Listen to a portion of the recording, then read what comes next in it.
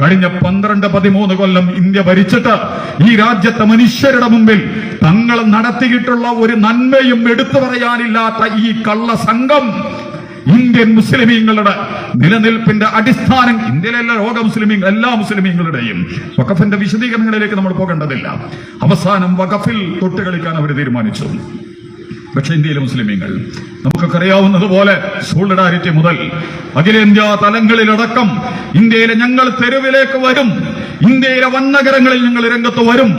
ഈ വഖഫിനെതിരെ അവസാനത്തെ വ്യക്തി വധിക്കപ്പെടുന്നതിനേക്കാൾ ഗുരുതരമാണ് ഒരു വ്യക്തിയുടെ സമ്പത്ത് കൊള്ള ചെയ്യപ്പെടുക എന്ന് പറയുന്നത്.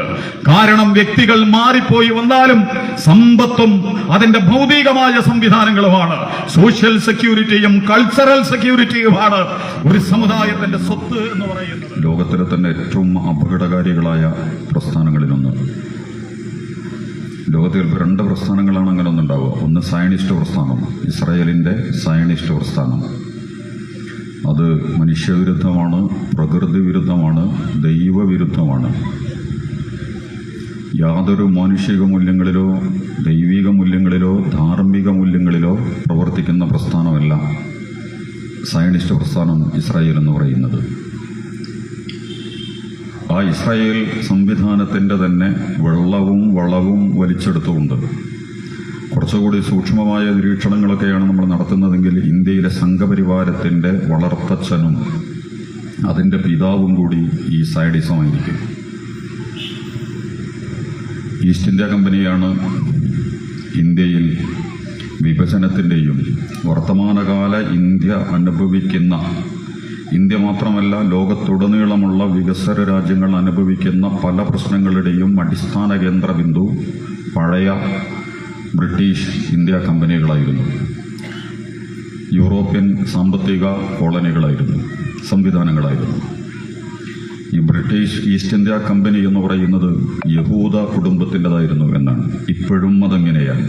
ഈസ്റ്റ് ഇന്ത്യ കമ്പനി പോയതുകൊണ്ട് അതില്ല നിങ്ങൾ വിശ്വസിക്കേണ്ട.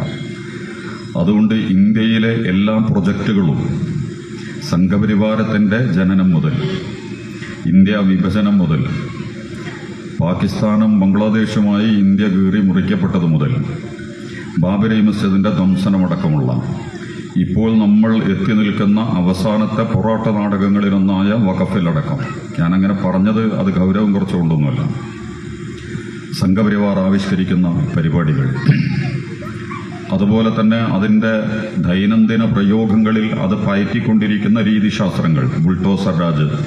ഇന്ന് നമ്മളിത് വായിക്കുമ്പോൾ റിപ്പോർട്ട് വന്നുകൊണ്ടിരിക്കുകയാണ്. 280-ലധികം സ്ഥാപനങ്ങളാണ് യോഗി എന്ന് പറയുന്ന സംഘപരിവാരത്തിൻ്റെ രാക്ഷസൻ ഡൽഹി UP-യിൽ തകർത്ത് കളഞ്ഞിട്ടുള്ളത്. തകർക്കപ്പെടാൻ മുസ്ലിം സ്ഥാപനങ്ങൾ മാത്രമേ ഉള്ളൂ എന്നുള്ളതാണ്. വിശദവും വിശാലവുമായ സ്വഭാവത്തിൽ എല്ലാവരുടേതും തകർക്കപ്പെട്ടുകൊണ്ടിരിക്കുന്നു എന്നുണ്ടെങ്കിൽ അതിൽ വേറെന്തെങ്കിലുമൊക്കെ നമുക്ക് നിരീക്ഷിക്കാമായിരുന്നു. നിയമം ലംഘിച്ചിട്ടുള്ളത്, വിഗ്രഹങ്ങൾ കുഴിച്ചാൽ കിട്ടുന്നത് എല്ലാ മുസ്ലിം സ്ഥാപനങ്ങളുടെ അടിയിൽ നിന്ന് മാത്രമാണ്. 220ഓളം മദ്രസകളും 30ഓളം പള്ളികളും ദർഗകളുമൊക്കെ ഇക്കഴിഞ്ഞ ഏതാനും ദിവസങ്ങൾക്കകം UP-യിൽ അയാൾ നിലംപരിശാക്കിയിട്ടുണ്ട്. ബുൾഡോസറാണ് അതിൻ്റെ ആയുധം. കഴിഞ്ഞ 35-40 വർഷങ്ങൾക്ക് മുമ്പ് ഇസ്രായേൽ ഫലസ്തീനിൽ നടത്തുന്ന അതേ ആവിഷ്കാരങ്ങളാണ് വർത്തമാനകാല ഇന്ത്യയിൽ സംഘപരിവാർ പ്രൊമോട്ട് ചെയ്തുകൊണ്ടിരിക്കുന്നത്. ഞാൻ ആ ഭാഗം അവിടെ അവസാനിപ്പിക്കുകയാണ്. അപ്പോൾ ലോകത്തിലെ ഏറ്റവും നമ്പർ 1 മനുഷ്യത്വ വിരുദ്ധ പ്രസ്ഥാനമാണ് ഇസ്രായേലിലെ സയഡിസം എന്ന് പറയുന്നത്. പക്ഷേ അതിന് ജനസംഖ്യ കുറവാണ്. റിമോട്ട് സ്വഭാവത്തിലാണ് സയനിസം വർക്ക് ചെയ്തുകൊണ്ടിരിക്കുന്നത്. വ്യക്തികളെ വിലക്കെടുക്കുക, പ്രസ്ഥാനങ്ങളെ വിലക്കെടുക്കുക, ഭരണകൂടങ്ങളെ വിലക്കെടുക്കുക, അതുപോലെ തന്നെ പാർട്ടികളെയും സംഘടനകളെയും സംവിധാനങ്ങളെയും ഒക്കെ ഉള്ളിൽ തുരന്ന് നുഴഞ്ഞ് ഇഴഞ്ഞ് കയറി തങ്ങൾക്കനുസൃതമായി ചലനങ്ങൾ സൃഷ്ടിക്കാൻ പറ്റുന്ന വ്യക്തികളെയും സംവിധാനങ്ങളെയും ഒക്കെ സൃഷ്ടിക്കുക. ഒരു മഹാഭൂരിപക്ഷ സ്വഭാവത്തിൽ വലിയ ജനസഞ്ചയമായി വർക്ക് ചെയ്യുന്ന ഒന്നല്ല ഇസ്രായേലിൻ്റെ സയഡിസം എന്ന് പറയുന്നത്. അത് ഇടുക്കിയിലെ പവർ ഹൗസിലാണ് ആളെ വെക്കുക. ഇവിടെ ലൈറ്റ് ഓഫ് ആക്കാൻ ആളെ വെക്കൂല. കാരണം എല്ലായിടത്തും സ്വിച്ച് ഓഫ് ആക്കാൻ ഓരോരുത്തരെ വെച്ചാൽ ആളെ തികയില്ലേ. അപ്പൊ എന്ത് ചെയ്യുമെന്ന് വെച്ചാൽ ഡൽഹി മൂലമറ്റം പവർ ഹൗസിൽ ഉള്ള ഒരാളെ ഇസ്രായേൽ വിലക്കെടുക്കും. നീ ഓഫാക്കുക. അപ്പൊ പിന്നെ മണ്ണാർക്കാട് കറണ്ട് ഉണ്ടാവില്ല, മലപ്പുറത്ത് കറണ്ട് ഉണ്ടാവില്ല, കേരളത്തിൽ എവിടെയും കറണ്ട് ഉണ്ടാവില്ല. ഇതാണ് ഇസ്രായേലിന്റെ രീതി എന്ന് പറയുന്നത്. സംഘപരിവാർ എന്ന് പറയുന്നത് ലോകത്തിലെ ഏറ്റവും വലിയ യുദ്ധത്തിന്റെ ഭ്രാന്തിലൂടെ കടന്നുപോയ, അല്ലെങ്കിൽ യുദ്ധത്തിന്റെ വികാരങ്ങളിലൂടെ കടന്നുപോയ, ഭീകരവിരുദ്ധ പോരാട്ടങ്ങളുടെ മാസ്മരികതയിലൂടെ കടന്നുപോയ, ഇതിലേതാണ് ഒറിജിനൽ, എന്താണ് സംഭവിച്ചിട്ടുള്ളത് എന്നൊന്നും വർത്തമാനകാലത്ത് അറിയാൻ ഒരു വഴിയില്ല. ഇവരാരും പ്രവാചകന്മാരല്ല, ഇവരാരും പ്രബോധകന്മാരല്ല, ഇവരാരും ദൈവികമായ ഉള്ളടക്കങ്ങളിൽ നിന്നുകൊണ്ട് സംസാരിക്കുന്നവരല്ല, അവരായി പോലും സംസാരിക്കുന്നവരല്ല. കാപട്യങ്ങളുടെയും കള്ളത്തരങ്ങളുടെയും കപടനാട്യങ്ങളുടെയും ആഴമുള്ള ഉള്ളടക്കങ്ങളിൽ നിന്നുകൊണ്ടാണ് ലോക രാഷ്ട്രീയ നേതാക്കന്മാർ മുതൽ മതനേതാക്കന്മാർ മുതൽ ഉദ്യോഗസ്ഥ വൃന്ദങ്ങളടക്കം നമ്മളോട് സംസാരിച്ചുകൊണ്ടിരിക്കുന്നത്. ഈ മുക്കൂട്ട് മുന്നണി വെച്ചു വിളമ്പുന്ന അടുക്കളയിലെ പാചകങ്ങളാണ് മീഡിയ വിദഗ്ധന്മാരും സോഷ്യൽ മീഡിയ ചാവേറുകളും അതിന്റെ ഇരകളുമാക്കി കേട്ടുകൊണ്ടിരിക്കുന്ന ലോകത്തിലെ നല്ലൊരു ശതമാനവും തൊണ്ട തൊടാതെ വിഴുങ്ങിക്കൊണ്ടിരിക്കുന്നത്. അതുകൊണ്ട് ഹക്കെന്താണ്, ബാത്തിൽ എന്താണ്, സത്യമെന്താണ്, അസത്യമെന്താണ്, ഇതൊക്കെ തിരിച്ചറിയണമെങ്കിൽ പ്രവാചകൻ തിരുമേനി സല്ലല്ലാഹു അലൈഹി വസല്ലം പറഞ്ഞതുപോലെ 4 മിനിറ്റോ അല്ലെങ്കിൽ 4 മണിക്കൂറോ അല്ലെങ്കിൽ 4 ആഴ്ചയോ അല്ലെങ്കിൽ 40 ദിവസമോ അല്ലെങ്കിൽ 40 മാസമോ അല്ലെങ്കിൽ 40 കൊല്ലമോ കഴിയുമ്പോൾ മാത്രമേ വസ്തുതകൾ എന്തായിരുന്നു എന്ന് നമുക്ക് വിശകലനം ചെയ്യാനും വിലയിരുത്താനും ഒക്കെ പറ്റുള്ളൂ. അങ്ങനത്തെ ഒരു സംവിധാനങ്ങളിൽ നിൽക്കുന്ന സംഘപരിവാർ, അതിന്റെ കരുത്ത് യുദ്ധത്തിലെ സൈന്യത്തെക്കാൾ വലിയാണ്. ഇന്ത്യയിലെ റേഡിയോ സ്റ്റേഷനുകൾ ഉള്ളതിനേക്കാൾ RSS ശാഖകളുണ്ട് എന്നാണ് അതിന്റെ നേതാക്കന്മാർ നമ്മളോട് പറഞ്ഞുകൊണ്ടിരിക്കുന്നത്. റേഡിയോ സ്റ്റേഷനിൽ ഇലക്ട്രോണിക് തരംഗങ്ങളിലൂടെ സന്ദേശം അയക്കുന്നതിനേക്കാൾ വേഗതയിൽ സംഘടനാ സംവിധാനങ്ങളിലൂടെ ഇന്ത്യയെ വരുതിയിലാക്കാൻ, ഇന്ത്യയിലെ സമ്മർദ്ദത്തിലും സംഘർഷത്തിലുമാക്കാനുള്ള കരുത്തുണ്ട് എന്നാണ് സംഘപരിവാർ സ്വയം നമ്മളോട് പറഞ്ഞുകൊണ്ടിരിക്കുന്നത്. ചെറിയ കുട്ടികളെ പിഞ്ചുകാലത്തെ പിടിച്ചുകൊണ്ടുപോയി ട്രൗസർ അണിയിച്ച് ബനിയൻ അണിയിച്ച് ഭാരതമാതാവ് എന്ന് പറഞ്ഞുകൊണ്ടുള്ള ഒരു ഭൂപടവും അതിന്റെ ഒരു ദേവിയെയും ഒക്കെ പ്രതിഷ്ഠിച്ചു വെച്ച്, നിങ്ങൾ മനസ്സിലാക്കണം, രാമനോ കൃഷ്ണനോ ബുദ്ധനോ ജൈനനോ വാൽമീകിയോ അങ്ങനെയൊന്നുമില്ല. അല്ലെങ്കിൽ നമ്മൾ വിശ്വസിക്കുന്ന ഒരു ദൈവത്തിന്റെയും അടിസ്ഥാനങ്ങളിൽ നിന്നുകൊണ്ടല്ല, തികച്ചും ഉട്ടോപ്യനായ ഒരു സാധനത്തെ ബുദ്ധിയുള്ള മനുഷ്യന്റെ മുമ്പിൽ കേവല സ്വഭാവത്തിൽ അവതരിപ്പിച്ച് അതിനെ മാതാവും ദൈവവുമൊക്കെയാക്കി സങ്കല്പിച്ച്, എന്നാലും നമുക്ക് പ്രശ്നമില്ലായിരുന്നു. ഈ രാജ്യത്ത് നിലകൊള്ളുന്ന എന്തെങ്കിലും ഒരു തിന്മയ്ക്കെതിരെ, എന്തെങ്കിലും ഒരു ജീർണതയ്ക്കെതിരെ, ഏതെങ്കിലും ഒരു മനുഷ്യത്വ വിരുദ്ധ പ്രവർത്തനത്തിനെതിരെ ഈ ചെറിയ കുട്ടികളെ തുടക്കം മുതൽ തന്നെ പഠിപ്പിച്ച് കൊണ്ടുവന്ന് വിപ്ലവകാരികളും വിമോചകന്മാരും വിശുദ്ധന്മാരുമൊക്കെ ആക്കി മാറ്റിയിരുന്നെങ്കിൽ, മോബ് ലിഞ്ചിങ്ങിനെ, പട്ടിയെയും പന്നിയെയും പാമ്പിനെയും ഒക്കെ കൊല്ലുന്നത് പോലെ മനുഷ്യരെ തല്ലിക്കൊല്ലുന്നതിനു വേണ്ടി പഠിപ്പിക്കപ്പെട്ടിട്ടുള്ള ലോകത്തിലെ തന്നെ ഏറ്റവും അവിശുദ്ധവും അപകടകരവുമായ സംഘങ്ങളിലൊന്നായി സംഘപരിവാർ കഴിഞ്ഞ 100 വർഷം കൊണ്ട് ഒരു തലമുറയെ ഇവിടെ സൃഷ്ടിച്ചെടുത്തിട്ടുണ്ട്. അതിന്റെ വിളവെടുപ്പുകളാണ് യഥാർത്ഥത്തിൽ ഇപ്പോൾ സംഘപരിവാർ നടത്തിക്കൊണ്ടിരിക്കുന്നത്. ആ സംഘത്തിന്റെ ഭൂരിപക്ഷ പിൻഫലത്തിലാണ് ഏത് പ്രസ്ഥാനങ്ങളെയും സംഘങ്ങളെയും ഭയത്തിന്റെ നിഴലിൽ കൊണ്ടുവരാൻ കഴിയും എന്നവർ വിചാരിച്ചുകൊണ്ടിരിക്കുന്നത്. അതുകൊണ്ട് അവർക്ക് വേണമെങ്കിൽ എന്തും ചെയ്യാം. ഈ സംഘപരിവാർ എന്ന് പറയുന്ന പ്രസ്ഥാനവും നേരത്തെ സയനിസ്റ്റ് പ്രസ്ഥാനത്തെക്കുറിച്ച് പറഞ്ഞതുപോലെ സത്യത്തെക്കുറിച്ചോ നീതിയെക്കുറിച്ചോ മൂല്യത്തെക്കുറിച്ചോ ദൈവത്തെക്കുറിച്ചോ പ്രവാചകന്മാരെക്കുറിച്ചോ അല്ലെങ്കിൽ അതുമായി ബന്ധപ്പെട്ടുകൊണ്ടുള്ള അടിസ്ഥാനപരമായ എന്തെങ്കിലും വീക്ഷണങ്ങളോ നമ്മുടെ മുമ്പിൽ അവതരിപ്പിക്കുന്നതല്ല. അവരുടെ മുമ്പിലുള്ള ഒറ്റമൂലി വെറുപ്പ് മാത്രമാണ്. അയാൾ നമ്മുടെ എതിരാളിയാണ്, അവർ നമ്മുടെ എതിരാളിയാണ്. അവരെ വളരാനും വികസിക്കാനും സമ്മതിച്ചു കൊടുക്കരുത്. അവരെ മുച്ചൂടും നമ്മൾ നശിപ്പിക്കണം. ചെറിയ കുട്ടികളിൽ തുടങ്ങുന്ന ഈ പ്രക്രിയ അതിന്റെ ഏറ്റവും വലിയ സംവിധാനങ്ങൾ ഉപയോഗിച്ചുകൊണ്ട് ഇന്ത്യയിലെ സാധാരണ പൊതുസമൂഹത്തിലടക്കം നിശബ്ദവും വളരെ ആഴത്തിലുമായി പ്രസരണം നടത്തി ഈ രാജ്യത്തിലെ നല്ലൊരു ശതമാനം മനുഷ്യരുടെ അകത്തളങ്ങളിലും വിഷം കുത്തിവെക്കാൻ കഴിയുന്ന ഒരു നെറ്റ്വർക്ക് വളരെ കൃത്യമായിട്ട് ഇവർ സംവിധാനിച്ചിട്ടുണ്ട്. ഈ സംഘപരിവാരത്തിന് നിർമ്മിച്ചത് സയനിസമാണ് എന്ന് ചിലപ്പോ ഈ ബ്രിട്ടീഷ് ഇന്ത്യ കമ്പനിയുടെ ചരിത്രം പഠിച്ചാൽ ചിലപ്പോൾ നമുക്ക് മനസ്സിലാവും. കാരണം ഇസ്രായേലാണ് അതിന്റെ പിന്നിലുള്ളത്. ഇസ്രായേൽ കടന്നുപോയ പ്രദേശങ്ങൾ ലോകത്തെ കുല്ലമാ ഔഖദു നാറല്ലിൽ ഹർബി അത്ഫഅഹുല്ലാഹ്, എല്ലാ യുദ്ധങ്ങളുടെയും തിരികൊളുത്തുന്നത് ഇസ്രായേലാണ്. പഹൽഗാം ഇന്ത്യ പാകിസ്ഥാൻ പ്രശ്നമടക്കം അതിന്റെ ആദ്യത്തെയും അവസാനത്തെയും വിളവെടുപ്പുകാർ ഇസ്രായേലായിരിക്കും, സംഘപരിവാരമായിരിക്കും. എല്ലാ യുദ്ധങ്ങളും നമ്മൾ വായിക്കുന്ന ലോകത്തിലെ പല യുദ്ധങ്ങളുടെയും അണ്ടർഗ്രൗണ്ട് ചരട് വലി നടത്തിയിട്ടുള്ളത് യഹൂദന്മാരാണ്. ഈ സയനിസമാണ്.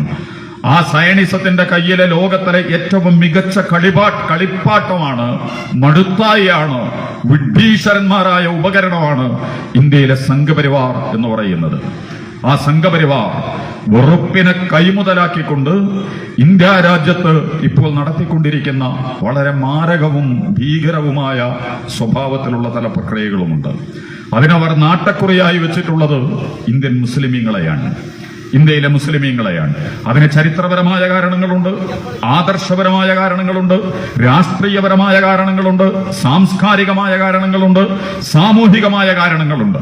സംഘപരിവാർ എന്ന് പറയുന്ന ഈ കപടകള്ള സംവിധാനം പ്രതിനിധീകരിക്കുന്ന എല്ലാറ്റിന്റെയും അടിസ്ഥാനങ്ങളെയും ആശയങ്ങളെയും മൂക്കോട് മൂക്ക്, മുഖത്തോട് മുഖം, നെഞ്ചോട് നെഞ്ച് വെല്ലുവിളിക്കാൻ കഴിവുള്ള മുസ്ലിങ്ങൾക്ക് അതിന് കഴിയുമല്ലോ എന്നുള്ളതെല്ലാം പറഞ്ഞു. ഇസ്ലാമിന് അതിനുള്ള ശേഷിയുണ്ട്.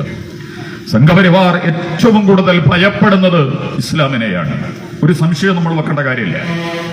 അതുകൊണ്ട് അതിന്റെ ശത്രുപട്ടികയിൽ 1-ാം സ്ഥാനത്ത് അവർ ഇസ്ലാമിനെ പ്രതിഷ്ഠിച്ചിട്ടുണ്ട്, 2-ാമത്തെ സ്ഥാനത്ത് അവർ ക്രിസ്ത്യാനികളെ പ്രതിഷ്ഠിച്ചിട്ടുണ്ട്, 3-ാമത്തെ സ്ഥാനത്ത് അവർ കമ്മ്യൂണിസ്റ്റുകളെ പ്രതിഷ്ഠിച്ചിട്ടുണ്ട്. അതൊക്കെയും ആ സ്വഭാവത്തിൽ തന്നെയാണോ ഇപ്പോൾ നടന്നുകൊണ്ടിരിക്കുന്നത് എന്നുള്ളത് വർത്തമാനകാലത്ത് പുനർചർച്ചകൾ നമ്മൾ നടത്തേണ്ട വിഷയമാണ്. ക്രിസ്ത്യാനികൾ ക്രിസ്ത്യാനികളാണെങ്കിൽ, കമ്മ്യൂണിസ്റ്റുകൾ കമ്മ്യൂണിസ്റ്റുകളാണെങ്കിൽ ഇപ്പോഴും അവർ സംഘപരിവാരത്തിന്റെ ഫ്രെയിമിലാണ്, സ്കെച്ചിലാണ്, അവരുടെ ഉള്ളിലാണ് ഉള്ളത്. അതല്ല ഡീല് നടന്നു കഴിഞ്ഞിട്ടുണ്ടെങ്കിൽ, ഡീലുകൾ പോലും തോൽവിയാണ്, അടിയറവാണ്, പരാജയമാണ്, കീഴ്പ്പെടലാണ്.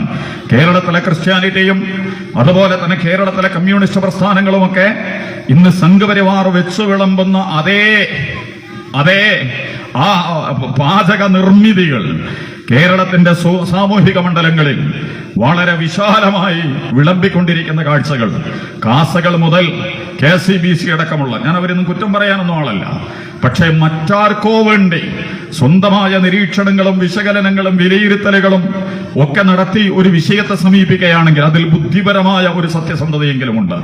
പക്ഷേ ഇപ്പോൾ നമ്മൾ കേരളത്തിന്റെ സാമൂഹിക മണ്ഡലത്തിൽ കാണുന്നത് നിരീശ്വരവാദികൾ എന്ന് പറയുന്ന എക്സ് മുസ്ലിമീങ്ങൾ മുതൽ കാസ തീവ്രവാദികളടക്കം എന്താണോ സംഘപരിവാർ ആഗ്രഹിക്കുന്നത്, എന്താണോ സംഘപരിവാർ പ്രചരിപ്പിക്കുന്നത്, എന്താണോ സംഘപരിവാർ ഈ രാജ്യത്ത് വിതച്ചിട്ടുള്ളത്, അതേ കാര്യങ്ങളെ ഏറ്റുപിടിക്കുന്ന നിരീശ്വര നിർമ്മത സംവിധാനങ്ങൾ മുതൽ CPM അടക്കമുള്ള, കമ്മ്യൂണിസ്റ്റ് പാർട്ടി അടക്കമുള്ള, CPM-നെയാണ് പ്രത്യേകിച്ച് നമ്മൾ പറയുന്നത്. ഞാൻ അവരെ കുറ്റപ്പെടുത്തിയിട്ട് പറയാം, അവർക്കൊരു ഗതികേടുണ്ട്.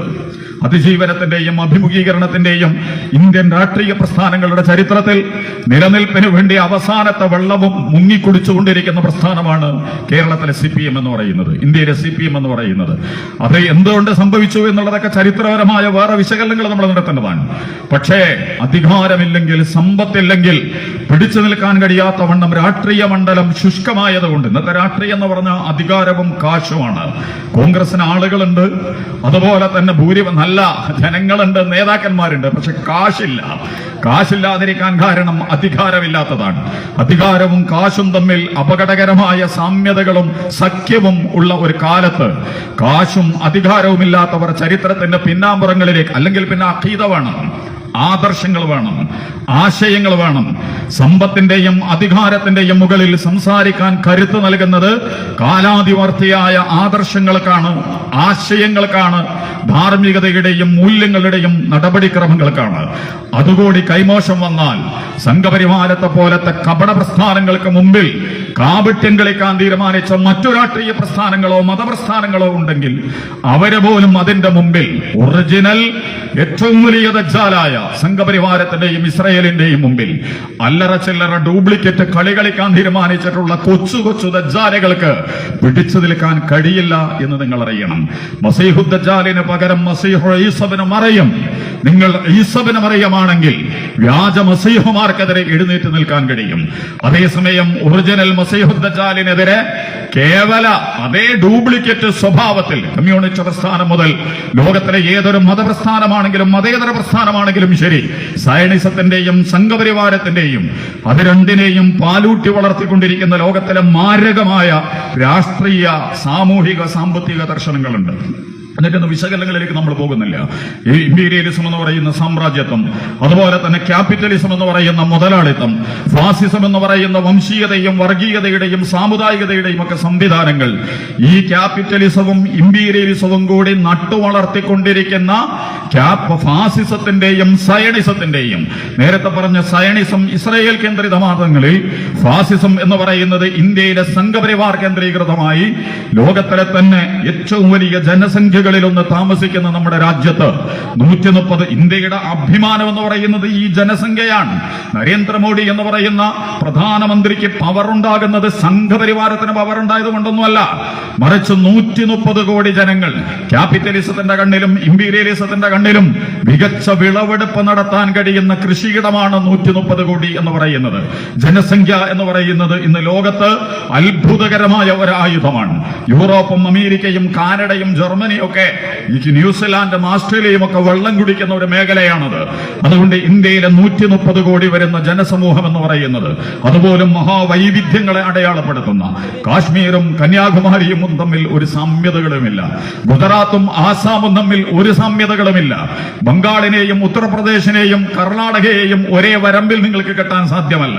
കാലാവസ്ഥ മുതൽ കലാസാംസ്കാരിക സംവിധാനങ്ങൾ മുതൽ ആചാര അനുഷ്ഠാന വേഷ കലാ കായിക സംവിധാനങ്ങൾ മുതൽ ഇത്രയും വൈവിധ്യമുള്ള അടയാളപ്പെടുത്തലുകൾ നിർവഹിക്കുകയും എന്നാൽ അപാരമായ സ്വഭാവത്തിൽ ജനാധിപത്യത്തിന്റെ അകത്തളങ്ങളിൽ നിന്നുകൊണ്ട് ലോകത്തിലെ തന്നെ അപകടകരമായ സാമ്രാജ്യത്വ ശക്തികൾക്കെതിരെ വലിയ പോരാട്ടങ്ങൾക്ക് നേതൃത്വം നൽകി സ്വാതന്ത്ര്യം നേടിയെടുത്തുകൊണ്ട് ഇന്ത്യയെ ജനാധിപത്യ സംവിധാനമായി നിലനിർത്തുകയും ഒക്കെ ചെയ്യുന്ന ഈ 130 കോടി മനുഷ്യർ, ഈ 130 കോടി മനുഷ്യരുടെ ചിലവിലും മറവിലും ഒളിവിലും നിന്നുകൊണ്ടാണ് സംഘപരിവാർ അതിന്റെ കപടകള്ള കാപട്യങ്ങളെ മുഴുവൻ ഈ രാജ്യത്തിന്റെ അകത്തളങ്ങളിൽ ചടിച്ചുകൊണ്ടിരിക്കുന്നത്, നിലനിർത്തിക്കൊണ്ടിരിക്കുന്നത്, ചെലവഴിച്ചുകൊണ്ടിരിക്കുന്നത്. അതിലവർ ഏറ്റവും പ്രധാനപ്പെട്ട ഈ രാജ്യത്തിനെ മുച്ചൂടും നശിപ്പിക്കുന്ന സംഘപരിവാർ ഇങ്ങനെയാണ് പോകുന്നതെങ്കിൽ, ഇങ്ങനെ സംഘപരിവാരത്തിന് പോകാൻ ഈ രാജ്യത്തെ ജനങ്ങൾ സമ്മതിച്ചു കൊടുക്കുകയാണെങ്കിൽ ഇന്ത്യ കുട്ടിച്ചോറാവും എന്ന കാര്യത്തിൽ ഒരു സംശയവും നമ്മൾ വെക്കേണ്ട കാര്യമില്ല. സംഘപരിവാർ അതിന്റെ ആശയഗതികളും വാദഗതികളുമായി രംഗത്ത് വന്ന ഘട്ടത്തിൽ ഇന്ത്യ വിഭജിക്കപ്പെട്ടിട്ടുണ്ട്. അതുപോലെ തന്നെ മഹാത്മാഗാന്ധി വധിക്കപ്പെട്ടിട്ടുണ്ട്, ബാബരി മസ്ജിദ് തകർക്കപ്പെട്ടിട്ടുണ്ട്. അതിനുശേഷം അതിനേക്കാൾ അപകടകരമായ സംവിധാനങ്ങളിലേക്ക് ഈ രാജ്യം അതിവേഗതയിൽ വലിച്ചിഴക്കപ്പെടുകയും എടുത്തെറിയപ്പെടുകയും ഒക്കെ ചെയ്തുകൊണ്ടിരിക്കുന്ന കാഴ്ചകൾ നമ്മൾ കണ്ടുകൊണ്ടിരിക്കുകയാണ്. ആരെങ്കിലും ഇതിനെ കൈപിടിച്ചു നിർത്താൻ സന്നദ്ധമല്ലെങ്കിൽ ഇന്ത്യ എന്ന് പറയുന്ന ലോകത്തിലെ തന്നെ അത്ഭുതകരമായ സ്വഭാവങ്ങളിൽ നിലനിൽക്കുന്ന ഈ രാജ്യം ചിതറുകയും തകരുകയും പൊളിയുകയും ഒക്കെ ചെയ്യുന്നതിന്റെ തുടക്കക്കാരായി, കാരണക്കാരായി സംഘപരിവാർ മാറുമെന്ന് മാത്രമല്ല, നോക്കുകുത്തികളായി കേരളത്തിലെ കമ്മ്യൂണിസ്റ്റ്, ഇന്ത്യയിലെ കമ്മ്യൂണിസ്റ്റ് പ്രസ്ഥാനമൊക്കെ പ്രത്യേകിച്ചും പ്രകാശ് കാരാട്, സീതാറാം യെച്ചൂരി വളരെ കർക്കശമായ നിലപാടുണ്ടായിരുന്ന ആളാണ്. ഫാസിസം, അതിനെതിരെ ഇന്ത്യ മുന്നണി ഒക്കെ വലിയ, പക്ഷേ ഇപ്പോൾ കേരളത്തിലെ CPM-ന് വേണ്ടി സംസാരിക്കുന്ന ഒരു അഖിലേന്ത്യാ കമ്മ്യൂണിസ്റ്റ് പാർട്ടി രൂപപ്പെട്ടിരിക്കുന്നു എന്ന് നമുക്ക് തോന്നുന്നു. ഫാസിസമോ എവിടെയും എത്തിയിട്ടില്ല. അവർ ബാബരി മസ്ജിദ് തകർത്തിട്ടില്ല, അവർ വഖഫ് കൊണ്ടുവന്നിട്ടില്ല, അവർ NRC നടപ്പിലാക്കിയിട്ടില്ല, അവർ തല്ലിക്കൊല്ലുന്നില്ല, അവർ ബുൾഡോസറുകൾ നടത്തിക്കൊണ്ടിരിക്കുന്നില്ല. കേരളത്തിലൊന്നും RSSന് ഒരു സ്വാധീനവുമില്ല, ഇന്ത്യ രാജ്യത്തിൽ എവിടെയുമില്ല. അതൊരല്ലറ ചില്ലറ മൈന്യൂട്ട് ന്യൂനപക്ഷ വർഗീയ വർഗീയത പോലെ തന്നെ ഒരു ഭൂരിപക്ഷ വർഗീയതയും ഉണ്ട് എന്നുള്ളത് മാത്രമാണ് കേരളത്തിലെ കാഴ്ച എന്ന് മനഃപൂർവ്വം കണ്ണടച്ച് ഇരുട്ടാക്കി നമ്മൾ നേരത്തെ പറഞ്ഞ അധികാരവും സമ്പത്തുമില്ലെങ്കിൽ രാഷ്ട്രീയപരമായി പരാജയം ലഭിക്കുമെന്നുള്ളത് കൊണ്ട് ഇരുട്ട് കൊണ്ട് ഓട്ടയടച്ച് തടി രക്ഷപ്പെടുത്താൻ തീരുമാനിച്ച CPM അത്തരം ചില വർത്തമാനങ്ങളൊക്കെ പറഞ്ഞിട്ടുണ്ട്. ഇങ്ങനെയാണ് നിങ്ങൾ സംഘപരിവാരത്തിനെ നേരിടാൻ തീരുമാനിച്ചിട്ടുള്ളതെങ്കിൽ ഈ രാജ്യം വളരെ വലിയ വില കൊടുക്കേണ്ടി വരും. ഈ ഒരു അന്തരീക്ഷത്തിൽ നിന്നുകൊണ്ടാണ് സോളിഡാരിറ്റിയെ പോലത്തെ ഒരു പ്രസ്ഥാനം കരുത്തോടുകൂടി ശബ്ദമുയർത്തി സത്യവിശ്വാസികളോട് വിശുദ്ധ ഖുർആൻ കുറെ സ്ഥലത്ത് പല കാര്യങ്ങളും പറയുന്നുണ്ട്. രണ്ടു തരം പ്രയോഗങ്ങൾ നിങ്ങൾക്ക് ഖുർആനിൽ ധാരാളം കാണാൻ പറ്റും. ഒന്ന് ഖുൽ, പറയുക, പ്രഖ്യാപിക്കുക, ഉണ്ടാതിരിക്കരുത്. പ്രവാചകന്മാരോടുള്ള ആഹ്വാനമാണ്. ഖുൽ ഹുവല്ലാഹു അഹദ്, നീ പറയുക ദൈവം ഏകനാകുന്നു. ദൈവം അല്ലാഹു, ഖുൽ ഹുവല്ലാഹ്, അവൻ ദൈവമാകുന്നു. അഹദ്, അവൻ ഏകനുമാകുന്നു. നിങ്ങൾ പറയണം. ഖുൽ അഊദു ബിറബ്ബിൻ നാസ്, ജനങ്ങളുടെ നാഥനോട് ഞങ്ങൾ അഭയം തേടുന്നു എന്ന് പറയുക. അമേരിക്കയോടല്ല, ട്രംപിനോടല്ല, അല്ലെങ്കിൽ വേറെ ഏതെങ്കിലും ഒരു ഭരണകൂടത്തോടോ സംവിധാനങ്ങളോടോ അല്ല. ഈ പ്രപഞ്ചങ്ങളുടെ നാഥനോട് ഞാൻ അഭയം. ഞാൻ അതിന്റെ വിശദീകരണങ്ങളിലേക്കൊന്നും പോകണില്ല. ഖുൽ, നീ പറയുക, ഇന്നി റസൂലുള്ളാഹി ഇലൈക്കും ജമിയ, ഞാൻ പ്രവാചകനാണ്. ഞാൻ ഏതെങ്കിലും ഒരു മതത്തിന്റെ പ്രവാചകനല്ല. ഞാൻ ഏതെങ്കിലും ഒരു ജാതീയതയുടെ പ്രവാചകനല്ല. ഞാനൊരു വർഗത്തിന്റെ പ്രവാചകനല്ല. ഞാനൊരു ദേശീയ വംശീയ സംവിധാനങ്ങളുടെ പ്രവാചകനല്ല. ഞാനൊരു രാഷ്ട്രീയ പ്രസ്ഥാനത്തിന് വക്കാലത്ത് പിടിക്കാൻ വന്നവനല്ല. മതപ്രസ്ഥാനങ്ങളും രാഷ്ട്രീയ പ്രസ്ഥാനങ്ങളും ഒക്കെ തമ്മിൽ ഇടചേർന്ന് അപകടകരമായ ഒറ്റുകൊടുക്കലുകളും മാറ്റിവിൽക്കലുകളും കച്ചവടങ്ങളും ഒക്കെ നടത്തപ്പെട്ടുകൊണ്ടിരിക്കുന്ന ആഗോള രാഷ്ട്രീയത്തിന്റെ തുരുത്തിലാണ് നമ്മളുള്ളത്. ഇസ്രായേലുമായി കൂടെ കിടക്കുന്ന അമേരിക്കൻ ട്രംപ് മുതൽ ഇന്ത്യ രാജ്യത്തിലെ സംഘപരിവാരത്തിനോട് തോളോട് തോൾ തോർന്നു നിൽക്കുന്ന ഹിന്ദുവിലും ക്രിസ്ത്യാനിറ്റിയിലും മുസ്ലിമിലുമൊക്കെയുള്ള പുണ്യ വ്യക്തിത്വങ്ങളടക്കമുള്ളവർ ഉള്ള ഒരു കാലത്ത് നീ പറയുക, ഖുൽ ഇന്നി റസൂലുള്ളാഹി ഇലൈക്കും ജമിയ, ഞാൻ നിങ്ങളിലേക്ക് മുഴുവൻ വന്നിട്ടുള്ള പ്രവാചകനാണ്. ഞാൻ ആ ഭാഗം അവിടെ വെക്കാൻ ഞാൻ പറയാൻ ആഗ്രഹിച്ചത്, ഖുർആനിന്റെ പ്രഖ്യാപനം നിങ്ങൾ പറയുക. പറയാൻ ധൈര്യമുണ്ടാവുക എന്ന് പറയുന്നത് വളരെ പ്രധാനപ്പെട്ടതാണ്. ലാ ഇലാഹ ഇല്ലല്ലാഹ് മുഹമ്മദുർ റസൂലുള്ളാഹ്, അല്ലാഹു ഇലാഹാണെന്നും മുഹമ്മദ് സ്വല്ലല്ലാഹു അലൈഹി വസല്ലം അല്ലാഹുവിന്റെ റസൂലാണെന്നും പ്രഖ്യാപിക്കുക. മൂസാ റസൂലുള്ളാഹ്, ഈസാ റസൂലുള്ളാഹ്, ഇബ്രാഹിം റസൂലുള്ളാഹ്, സുലൈമാൻ റസൂലുള്ളാഹ്, അല്ലാഹു ഇലാഹാണ്, ഇവരൊക്കെ പ്രവാചകന്മാരായിരുന്നു എന്ന് നിങ്ങൾ പ്രഖ്യാപിക്കണം. ഇങ്ങനെ തുടങ്ങി ഖുർആൻ നിങ്ങൾ നമ്മളോട് പറയുന്ന കുറെ കാര്യങ്ങളുണ്ട്. പറയാനുള്ള ധൈര്യം, പറയൽ എങ്ങനെ എന്നുള്ളതൊക്കെ വിശുദ്ധ ഖൂലു ഖൗലൻ കരീമ, ഖൂലു ഖൗലൻ ലയ്യിന, ഖൂലു ലിന്നാസി ഹുസ്ന, ഖൗലൻ മൈസൂറ, ലളിതമായി മനോഹരമായി, വിദ്വേഷങ്ങളില്ലാതെ, വംശീയതയില്ലാതെ, വർഗീയതയില്ലാതെ, പ്രകോപനങ്ങളില്ലാതെ, വയലന്റ് ആവാതെ, അക്ഷമ കാണിക്കാതെ, മാന്യതയുടെയും വിശുദ്ധിയുടെയും മൂല്യത്തിന്റെയും മാനവികതയുടെയും ഇഹ്സാനിന്റെയും ഒക്കെ തലത്തിൽ നിന്നുകൊണ്ട് പറയാനുള്ളത് നിങ്ങൾ പറയണം. പറയേണ്ടത് നിങ്ങൾ പറയണം. അധികാരത്തിലുള്ളത് സംഘപരിവാരമായതുകൊണ്ട്, സംഘപരിവാർ ഇന്ത്യയല്ല, സംഘപരിവാർ ഇന്ത്യൻ ഭരണഘടനയല്ല, സംഘപരിവാർ എന്ന് പറയുന്നത് ഇന്ത്യയുടെ ഗവൺമെന്റ് അല്ല, സംഘപരിവാർ എന്ന് പറയുന്നത് കള്ളപ്രസ്ഥാനമാണ്. ഷിർക്കിന്റെയും കുഫറിന്റെയും ദുൽമിന്റെയും ഫുസൂഖിന്റെയും ഫസാദിന്റെയും ഫിത്നയുടെയും വിശുദ്ധ ഖുർആൻ പേരെടുത്ത് പറഞ്ഞിട്ടുള്ള താഗൂത്ത്, ജാഹിലിയത്ത് എന്നൊക്കെ പറഞ്ഞ് വിശദീകരിച്ചിട്ടുള്ള അതിക്രമങ്ങളുടെ, ആക്രമണങ്ങളുടെ, തെമ്മാടിത്തരങ്ങളുടെ, കാപട്യങ്ങളുടെ, താന്തോന്നിത്തരങ്ങളുടെ, അതുപോലെ തന്നെ അതിരുവിട്ട പ്രവർത്തനങ്ങളുടെ പ്രതീകമാണ് സംഘപരിവാർ എന്ന് പറയുന്നത്. സംഘപരിവാരത്തെ അനുസരിക്കേണ്ട ബാധ്യത ഇന്ത്യയിലെ ഒരാൾക്കില്ല. സംഘപരിവാരത്തിനുണ്ടെങ്കിൽ ഉണ്ടായിക്കോട്ടെ. സംഘപരിവാരത്തെ അനുസരിക്കുക എന്ന് പറയുന്നത് ഇന്ത്യൻ മുസ്ലിമീങ്ങളെ സംബന്ധിച്ചിടത്തോളം ഒരു ബാധ്യതയേ അല്ല, ഒരർത്ഥത്തിൽ നമ്മൾ അംഗീകരിക്കേണ്ടതില്ല. നിങ്ങൾ വിശുദ്ധ ഖുർആനിന്റെ ആഴങ്ങളിലേക്ക് നിങ്ങൾ കടന്നു ചെന്നാൽ വിശുദ്ധ ഖുർആൻ പലതരത്തിൽ നമ്മളോട് പറയുന്നുണ്ട്. ഫലാ തുതഇൽ കാഫിരീൻ, ധിക്കാരികളെ നിങ്ങൾ അനുസരിച്ചു പോകരുത്. ലോകത്തിലെ ഒരു ധിക്കാരിയെയും, മതധിക്കാരിയോ രാഷ്ട്രീയ ധിക്കാരിയോ ഉദ്യോഗസ്ഥ ധിക്കാരിയോ മീഡിയ ധിക്കാരിയോ കലാ സാംസ്കാരിക സാഹിത്യ ധിക്കാരിയോ എന്ന് പറഞ്ഞാൽ അള്ളാഹുവിന്റെയും പ്രാപഞ്ചികതയുടെയും മാനവികതയുടെയും മനുഷ്യത്വത്തിന്റെയും മൂല്യങ്ങളെ അട്ടിമറിക്കുന്ന, അതിനെ നിരാകരിക്കുന്ന, അതിനെ നിഷേധിക്കുന്ന, അതിനെ തകർക്കുന്ന, അതിനെ മറച്ചു വെക്കുന്ന ഒരു ധിക്കാരികളെയും നിങ്ങൾ അനുസരിച്ചു പോകരുത്. ക്രിമിനലുകളാണ് സംഘപരിവാർ. ഈ രാജ്യത്ത് അത് ചെയ്തിട്ടുള്ള എന്തെങ്കിലും ഒരു നന്മയുണ്ടെങ്കിൽ സയനിസത്തിന്റെയും ഫാസിസത്തിന്റെയും ഇന്ത്യൻ ഫാസിസത്തിന്റെയും ചരിത്രം നമ്മൾ എടുത്ത് പരിശോധിച്ച് നോക്കിയാൽ മനുഷ്യർക്ക് വേണ്ടി എന്തെങ്കിലും ഒരു നന്മ നിർവഹിച്ചിട്ടുണ്ടോ എന്നുള്ളത് ഇപ്പോൾ UPA സർക്കാർ നടത്തിയതിന് പലതുമാണ് പ്രധാനമന്ത്രിയുടെ ചെലവിൽ സംഘപരിവാർ RSS ഇന്ത്യയിൽ ആഘോഷിച്ചുകൊണ്ടിരിക്കുന്നത്. സ്വന്തമായിട്ട് ഒരു നന്മയും രാജ്യത്ത് വിശുദ്ധ ഖുർആൻ പറഞ്ഞതാ, വലാ തുതിഅ മിൻഹും ആസിമൻ, ക്രിമിനലുകളാണിവർ, അക്രമകാരികളാണിവർ, മനുഷ്യത്വ വിരുദ്ധമായ പ്രവർത്തനങ്ങൾ മാത്രം ചെയ്യുന്നവരാണിവർ, അണ്ടർഗ്രൗണ്ട് അജണ്ടകളില്ലവരാണവർ, മനസ്സ് തുറന്ന് സംസാരിക്കാതിരിക്കുകയും ഹൃദയം തുറന്ന് പുഞ്ചിരിക്കാതിരിക്കുകയും മനുഷ്യനോട് സംവദിക്കാൻ ധൈര്യം കാണിക്കാതിരിക്കുകയും ഇരുളുകളിൽ മറഞ്ഞിരിക്കുകയും നുഴഞ്ഞും ഇഴഞ്ഞുമൊക്കെ കയറി വന്ന് വ്യക്തികളെയും പ്രസ്ഥാനങ്ങളെയും ആളുകളെയും കൊല ചെയ്യുന്നത് മുതൽ മസ്തിഷ്ക പ്രക്ഷാളനമടക്കം നടത്തുന്നതിൽ വളരെ അപകടകരമായ രഹസ്യ പ്രവർത്തനം നടത്തിക്കൊണ്ടിരിക്കുന്ന മാരകമായ പ്രവണതകളുള്ള പ്രസ്ഥാനമാണത്. അതുകൊണ്ട് നബിക്കിറങ്ങിയിട്ടുള്ള ആദ്യത്തെ വഹയാണല്ലോ ഇഖ്റ ബിസ്മി റബ്ബിക്കല്ലദീ ഖലഖ്. അതിന്റെ അവസാനത്തെ ഭാഗം വളരെ മനോഹരമായ ഭാഗമാണത്. കല്ലാല ഇല്ലം യന്തഹി, ഈ പരിപാടി ഇവർ അവസാനിപ്പിച്ചില്ലെങ്കിൽ പക്ഷെ നമ്മുടെ റസൂലാവണം. വർത്തമാനകാലത്തെ പ്രതിസന്ധികളെ അഭിമുഖീകരിക്കാൻ ഇന്ത്യൻ മുസ്ലിമീങ്ങൾ എങ്ങനെ മുന്നോട്ട് പോകണം എന്നുള്ളതുമായി ബന്ധപ്പെട്ടുകൊണ്ട് രാഷ്ട്രീയ പ്രസ്ഥാനങ്ങൾ അവരുടെ ഒരു ഫോർമുല സമർപ്പിക്കുന്നുണ്ട്.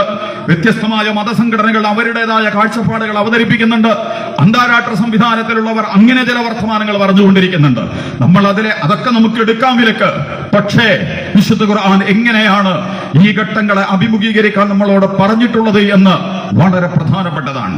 ആ പ്രധാനപ്പെട്ട രംഗത്ത് അഷ്റഫുൽ ഖൽഖ് മുഹമ്മദ് മുസ്തഫ തിരുമേനി സല്ലല്ലാഹു അലൈഹി വസല്ലം നമസ്കരിക്കുന്നതിന് വേണ്ടി കഅബയിൽ, നമസ്കാരം ഒരു പ്രശ്നമാണല്ലോ, ആ നമസ്കാരം നിർവഹിച്ചു. എന്തുകൊണ്ട് പള്ളികൾ തകർക്കപ്പെടുന്നു? എന്തുകൊണ്ട് മസ്ജിദുൽ അഖ്സ മുതൽ ബാബരി മസ്ജിദ് അടക്കം ടാർഗറ്റ് ചെയ്യപ്പെടുന്നു?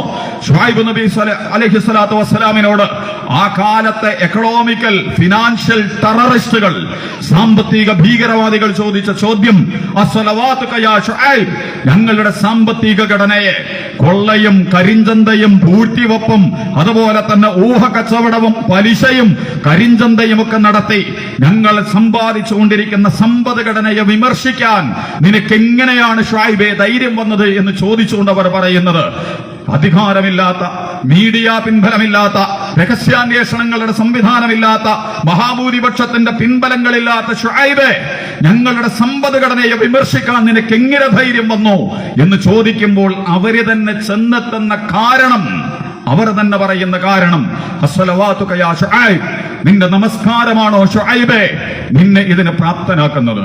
വിശ്വാസിയെ കരുത്തനാക്കുന്ന, ശക്തനാക്കുന്ന, പൂർണ്ണനാക്കുന്ന, അവനെ ആഭ്യന്തരമായും ധാർമ്മികമായും ആത്മീയമായും അതികൽപ്പുള്ള വ്യക്തിത്വമാക്കി മാറ്റിയെടുക്കുന്ന നമസ്കാരം എന്ന് പറയുന്ന ആ നമസ്കാരത്തിന്റെ കേന്ദ്രമാണ് പള്ളികൾ. വഖഫ് ടാർഗറ്റ് ചെയ്യുന്നത് ആദ്യം പള്ളികളായിരിക്കും.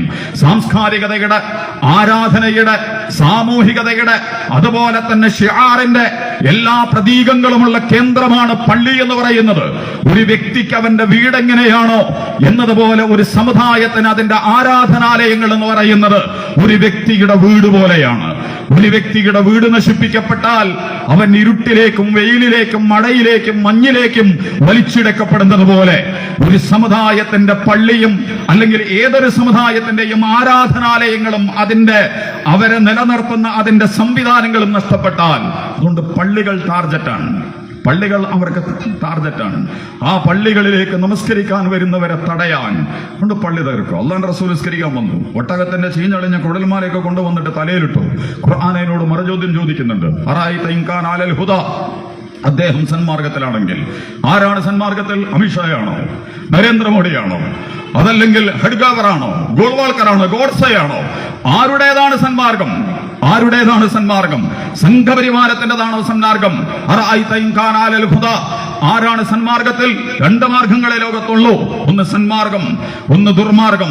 ഇതല്ലാത്തൊരു മാർഗമൊന്നുമില്ല. ബാക്കിയൊക്കെ മനുഷ്യൻ അവന്റെ അധികാര, സാമ്പത്തിക, രാഷ്ട്രീയ താല്പര്യങ്ങൾക്ക് വേണ്ടി പിരിഞ്ഞും പിരിച്ചും വിഭജിച്ചും വെട്ടിക്കീറിയും പൊട്ടിച്ചും ഒക്കെ ഉണ്ടാക്കിയെടുക്കുന്നതാ വ്യക്തി താല്പര്യങ്ങൾക്ക് വേണ്ടി. അടിസ്ഥാനപരമായി ഒന്ന് നന്മ, ഒന്ന് തിന്മ, ഇതല്ലാത്ത സാധനമൊന്നുമില്ല. എന്നിട്ട് ഖുർആൻ ചോദിക്കുകയാണ് ഈ മുഹമ്മദ് നബി, അറഅയ്ത ഇൻ കാന അലൽ ഹുദാ, അദ്ദേഹം സന്മാർഗത്തിലാണെങ്കിൽ അറഅയ്തല്ലദീ യൻഹാ അബ്ദൻ ഇദാ സ്വല്ലാ, നമസ്കരിക്കാൻ വരുന്നവനെ തടയുന്നവനെ നീ കണ്ടില്ലേ? അറഅയ്ത ഇൻ കാന അലൽ ഹുദാ, അദ്ദേഹം സന്മാർഗത്തിലാണെങ്കിലോ, ഔ അമറ ബിത്തഖ്വ, അദ്ദേഹം തഖ്വയുള്ളവനാണെങ്കിലോ. തഖ്വ ഇസ്ലാമിന്റെ എല്ലാ മൂല്യങ്ങളുടെയും, ഇസ്ലാമിന്റെ മാത്രമല്ല, മുൻകഴിഞ്ഞ വേദഗ്രന്ഥങ്ങളിലും അതുപോലെ തന്നെ മുൻകഴിഞ്ഞ മഹാപ്രവാചകന്മാരും മനുഷ്യരെ പഠിപ്പിച്ചിട്ടുള്ള ധാർമ്മികതയുടെ സത്തയാണ് തഖ്വ എന്ന് പറയുന്നത്. ഒരു വിഷയത്തിലെ തെറ്റും ശരിയും തിരിച്ചറിയാനുള്ള മനുഷ്യന്റെ വിവേചന ബോധത്തെയാണ് രണ്ടിലൊന്ന് തെരഞ്ഞെടുക്കുന്നിടത്ത് ധാർമ്മികതയുടെ പക്ഷത്ത് നിൽക്കുന്നതിന് പറയുന്ന പേരാണ് തഖ്വ എന്ന് പറയുന്നത്. അതിന്റെ നേരെ അപ്പുറത്ത് കിടന്നാണ് അസബിയത്ത്, വംശീയത എന്ന് പറയുന്നത്. ധാർമ്മികതക്കപ്പുറം വംശം നോക്കി, പാർട്ടി നോക്കി, സംഘടന നോക്കി, ജാതി നോക്കി, ദേശം നോക്കി, സമുദായം നോക്കി കാര്യങ്ങളെ തീരുമാനിക്കുന്നതിനാണ് വംശീയതയെന്നും വർഗീയതയെന്നും ജാതീയതയെന്നും സാമുദായികതയെന്നും ഒക്കെ നമ്മൾ പേരിട്ട് വിളിക്കേണ്ടത്.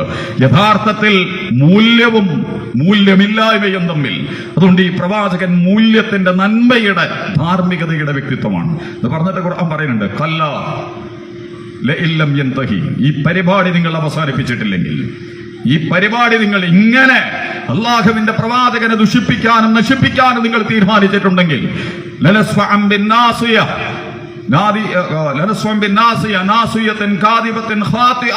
അവന്റെ കുടുംബക്ക് ഞാൻ പിടിക്കും. കുടുംബക്ക് ധാരാളം അർത്ഥങ്ങളുണ്ട്, അതിന് വിശദീകരണങ്ങളിലേക്ക് നമ്മൾ പോകണമെന്നില്ല. ഇന്ത്യയിൽ കുടുംബ വളരെ പ്രധാനപ്പെട്ടതാണ്. സവർണ പൗരോഹിത്യത്തിന്റെ അപകടകരമായ അടയാളങ്ങളിലൊന്നായി നമ്മുടെ മുമ്പിൽ പ്രകടിപ്പിക്കപ്പെടുന്ന ഒന്നാണ്. അതുകൊണ്ടൊന്നുമല്ല ഖുർആൻ അത് പറഞ്ഞത്, മൂർധാവിൽ പിടിക്കും. ഇവിടെ പിടിച്ചു കഴിഞ്ഞാൽ പിന്നെ അനങ്ങാൻ കഴിയില്ല. അവനെ എന്തുണ്ടെങ്കിലും ആണെങ്കിൽ ഇട്ടിട്ട് വട്ടം കിടക്കാം. അവന്റെ മൂർധാവിൽ ഞാൻ പിടിക്കും, അവന്റെ മൂർധാവിൽ ഞാൻ പിടിക്കും. നിങ്ങൾ വിളിക്കേണ്ടവരൊക്കെ വിളിച്ചോ, എല്ലാവരെയും വിളിച്ചോ. സബാരിയ, നാം സബാനിയാക്കളെ വിളിക്കും. നിങ്ങൾക്ക് വേണ്ടവരെയൊക്കെ നിങ്ങൾ വിളിച്ചത് പറഞ്ഞിട്ട് അവസാനം ഖുർആൻ പറഞ്ഞു അല്ല, പക്ഷെ എങ്ങനെയല്ല. അബൂജഹലിനെ ലാ തുതിഉഹു, നിങ്ങൾ അനുസരിച്ചു പോകരുത്. അമിത്ഷായെയും നരേന്ദ്രമോദിയെയും ഹെഡ്ഗാവറെയും ഗോൾവാൾക്കറെയും സംഘപരിവാരത്തെയും RSSനെയും ഒന്നും അനുസരിക്കേണ്ട ബാധ്യത ഈ രാജ്യത്തിലെ ഒരുവരുമില്ല, ഒരാൾക്കുമില്ല, മുസ്ലിങ്ങൾക്ക് തീരെയില്ല. എന്നിട്ട് പിന്നെ ഒരു ഡിമാൻഡ് കൂറാൻ വെച്ചു, വസ്തുത നിങ്ങൾ സുജൂദിൽ വീഴുക, നിങ്ങൾ സുജൂദിൽ വീഴുക. സുജൂദ് പ്രതീകാത്മകമാണ്, ഞാനതിലേക്ക് പോകുന്നില്ല. ഒന്ന് കർമ്മപരമായ സുജൂദ്, നമസ്കാരത്തിലെ സുജൂദ്. രണ്ടാമത്തത് ആശയത്തിലും പ്രയോഗത്തിലുമുള്ള സുജൂദ്. എല്ലാ കാര്യത്തിലും നിങ്ങൾ അല്ലാഹുവിന് മാത്രം കീഴൊതുങ്ങുന്ന, അതാണല്ലോ സുജൂദിന്റെ ആത്യന്തികമായ അർത്ഥം. വഇദാ ഖുരിഅ അലൈഹിമുൽ ഖുർആനു ലാ യസ്ജുദൂൻ, ഖുർആൻ കേട്ടാൽ അവർ സുജൂദ് ചെയ്യില്ല എന്ന് പറഞ്ഞതിന്റെ അർത്ഥം എന്താ? അവർ ഖുർആൻ കേൾക്കുമ്പോൾ ആകെ കമിഴ്ന്നു വീണ് എപ്പോഴും സുജൂദ് ചെയ്യണമെന്ന. എന്തിനാണ് ഈ സുജൂദ് ചെയ്യുന്നത്? ആ സുജൂദ് ചെയ്യുന്നത് എന്റെ സാമ്പത്തിക, സാമൂഹിക, വിദ്യാഭ്യാസ, കലാ, സാഹിത്യ, മത, രാഷ്ട്രീയ എല്ലാ വിഷയങ്ങളിലും എന്റെ സുജൂദ് അല്ലാഹുവേ നിനക്കാണ്, നിനക്ക് മാത്രമാണ് ഞാൻ സുജൂദ് ചെയ്യുന്നത്. അതുകൊണ്ട് കല്ലാലാ തുതിഉഹു, ഇവരൊന്നും നിങ്ങൾ അനുസരിക്കരുത്. വസ്ജുദ്, നിങ്ങൾ അല്ലാഹുവിന് സുജൂദ് ചെയ്യുക. വളരെ കൂടുതൽ നിങ്ങൾ അല്ലാഹുവിലേക്ക് സഞ്ചരിക്കുക. അതിവേഗതയിൽ നിങ്ങൾ അല്ലാഹുവുമായിട്ട് അടുക്കുക. വഖ്തരിബ്, അവരോട് സാമീപ്യം നേടുക. ഞാൻ പറയുന്നത് ഇന്ത്യൻ മുസ്ലിമീങ്ങളുമായി ബന്ധപ്പെട്ട് ഈ ഒരു ധാർമ്മിക ആശയ മേഖല വളരെ പ്രധാനപ്പെട്ടതാണ്. സംഘപരിവാരത്തിനെ പോലത്തെ ഈ കാപട്യ കള്ള ക്രൗര്യ സംഘം തട്ടിപ്പുകളും വെട്ടിപ്പുകളും ഒളിവിലും മറവിലുമൊക്കെ നിന്നുകൊണ്ട് പൗരന്മാരെയും അതിന്റെ സമൂഹത്തെയും അതിന്റെ സംവിധാനങ്ങളെയും തകർത്തെറിഞ്ഞുകൊണ്ടിരിക്കുന്ന ഒരു ഘട്ടത്തിൽ ഇന്ത്യയിലെ മുസ്ലിം ഉമ്മത്തിനെ സംബന്ധിച്ചിടത്തോളം അതിന്റെ ധാർമ്മികമായ കരുത്ത്, ഇസ്ലാമികമായ കരുത്ത്, വലാ തഹിനു വലാ തഹസനു, ഇതൊക്കെ നമ്മൾ ധാരാളം കേട്ടതാണ്. നിങ്ങൾ ഖേദിക്കേണ്ടതില്ല, നിങ്ങൾ ദുർബലരാവേണ്ട കാര്യമില്ല. വഅൻതുമുൽ അഅ്ലാന, നിങ്ങളാണ് അത്യുന്നതന്മാർ. ഇൻ കുൻതും മുഅ്മിനീൻ, നിങ്ങൾ ഈമാനുള്ളവരാണെങ്കിൽ. ഈമാനിനെ വിശുദ്ധ ഖുർആനും പ്രവാചകനും ലളിതമായി ധാരാളം വിശദീകരിച്ചിട്ടുണ്ട്. ലൈസൽ ബിർറ അൻ തുവല്ലു വജൂഹകും ഖിബലൽ മശ്രിഖി വൽ മഗ്രിബ്, കിഴക്കും പടിഞ്ഞാറും ഒന്നും തിരിയലല്ല പുണ്യമെന്ന് പറയുന്നത്, അല്ലെങ്കിൽ ഈമാൻ എന്നൊക്കെ പറയുന്നത്. വലാകിന്നൽ ബിർറ, പിന്നെ എന്താണ് ബിർറ്, പുണ്യം എന്നൊക്കെ പറയുന്നത്? ആമന ബില്ലാഹ്, അല്ലാഹുവിൽ നിങ്ങൾ വിശ്വസിക്കുക. ഈമാനിന്റെ മർമ്മങ്ങളിൽ ഏറ്റവും പ്രധാനപ്പെട്ടതാണത്. അല്ലാഹുവിൽ അടിയുറച്ച് വിശ്വസിക്കുക. മതേതര, സാമൂഹിക, രാഷ്ട്രീയ, കോടതി, പോലീസ്, ഭരണകൂടം, സംവിധാനങ്ങൾ എല്ലാവരിലും വിശ്വാസമർപ്പിക്കുന്നതിനേക്കാൾ നിങ്ങൾ അല്ലാഹുവിൽ വിശ്വാസമർപ്പിക്കുക. വൽ കിതാബി വൽ മലായികതി വൽ കിതാബി വൻ നബിയ്യീൻ, മാലാഖമാരിൽ. അതിന്റെ ഒന്നും വിശദാംശങ്ങളിലേക്ക് നമ്മൾ പോണില്ല. ഇന്നല്ലദീന ഖാലൂ റബ്ബുനല്ലാഹു സുമ്മ ഇസ്തഖാമു തതനസ്സലു അലൈഹിമുൽ മലായികതു അല്ലാ തഖാഫു വലാ തഹ്സനു, അല്ലാഹുവാണ് ഇലാഹാണെന്ന് പറയുകയും ആ മാർഗത്തിൽ നിങ്ങൾ അടിയുറച്ചു നിൽക്കുകയും ചെയ്താൽ അല്ലാഹുവിന്റെ മാലാഖമാർ നിങ്ങൾ ഖേദിക്കേണ്ടതില്ല, ദുഃഖിക്കേണ്ടതില്ല എന്ന് പറഞ്ഞുകൊണ്ട് നിങ്ങൾക്ക് കാവലിട്ട് തരും. നിങ്ങളുടെ സമാധാനം ഖുർആൻ പറഞ്ഞാണല്ലോ, നിങ്ങളെ അല്ലാഹു എന്താണ് ബല ഇൻ തസ്ബിറു വതത്തഖു, ബദർ യുദ്ധത്തിന്റെ സംഗതി വിശദീകരണം നടത്ത ഖുർആൻ പറയുന്നുണ്ട്.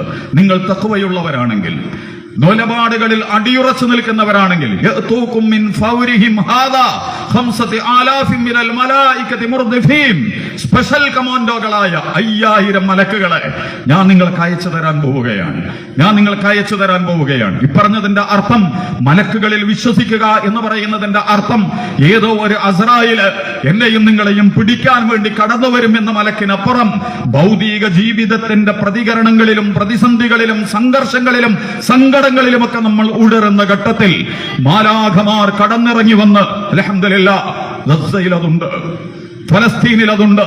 ലോകത്തിലെ ഏറ്റവും ഗംഭീരൻ ശക്തിയോട്, തമ്മാടി കൂട്ടത്തോട്, അലം തറ കൈഫ ദറബല്ലാഹു മസലൻ കലിമതൻ തയ്യിബ കശജറത്തിൻ തയ്യിബ അസ്ലഹാ സാബിതുൻ വഫർഉഹാ ഫിസ്സമാ, അടിവേര് താഴ്ന്നിട്ടുള്ള ഗസയിലെ ഹമാസ്, പടർന്നു പന്തലിച്ചു നിൽക്കുന്ന ഹമാസ്, എത്ര വലിയ മിസൈലുകളും ടാങ്കുകളും നയതന്ത്ര രഹസ്യാന്വേഷണ സംവിധാനങ്ങളും ഉപയോഗിച്ചിട്ട് പോലും പറിച്ചെടുക്കാൻ കഴിയാത്തവണ്ണം, വെട്ടിക്കളഞ്ഞ് നശിപ്പിക്കാൻ കഴിയാത്തവണ്ണം പടർന്ന് പന്തലിച്ചു നിൽക്കുന്ന ഈ വർത്തമാന കാലഘട്ടത്തിലടക്കം ലോകത്തെ ഏതെങ്കിലും ഒരു സമരസംഘം, ഏതെങ്കിലും ഒരു പോരാളി സംഘം ഇത്രമാത്രം ഭൗതികമായി സംവിധാനങ്ങളുള്ള ഒരു സംഘത്തോട് പിടിച്ചു നിന്ന ചരിത്രം ലോകത്തിലില്ല എന്ന് നമ്മൾ അറിയണം.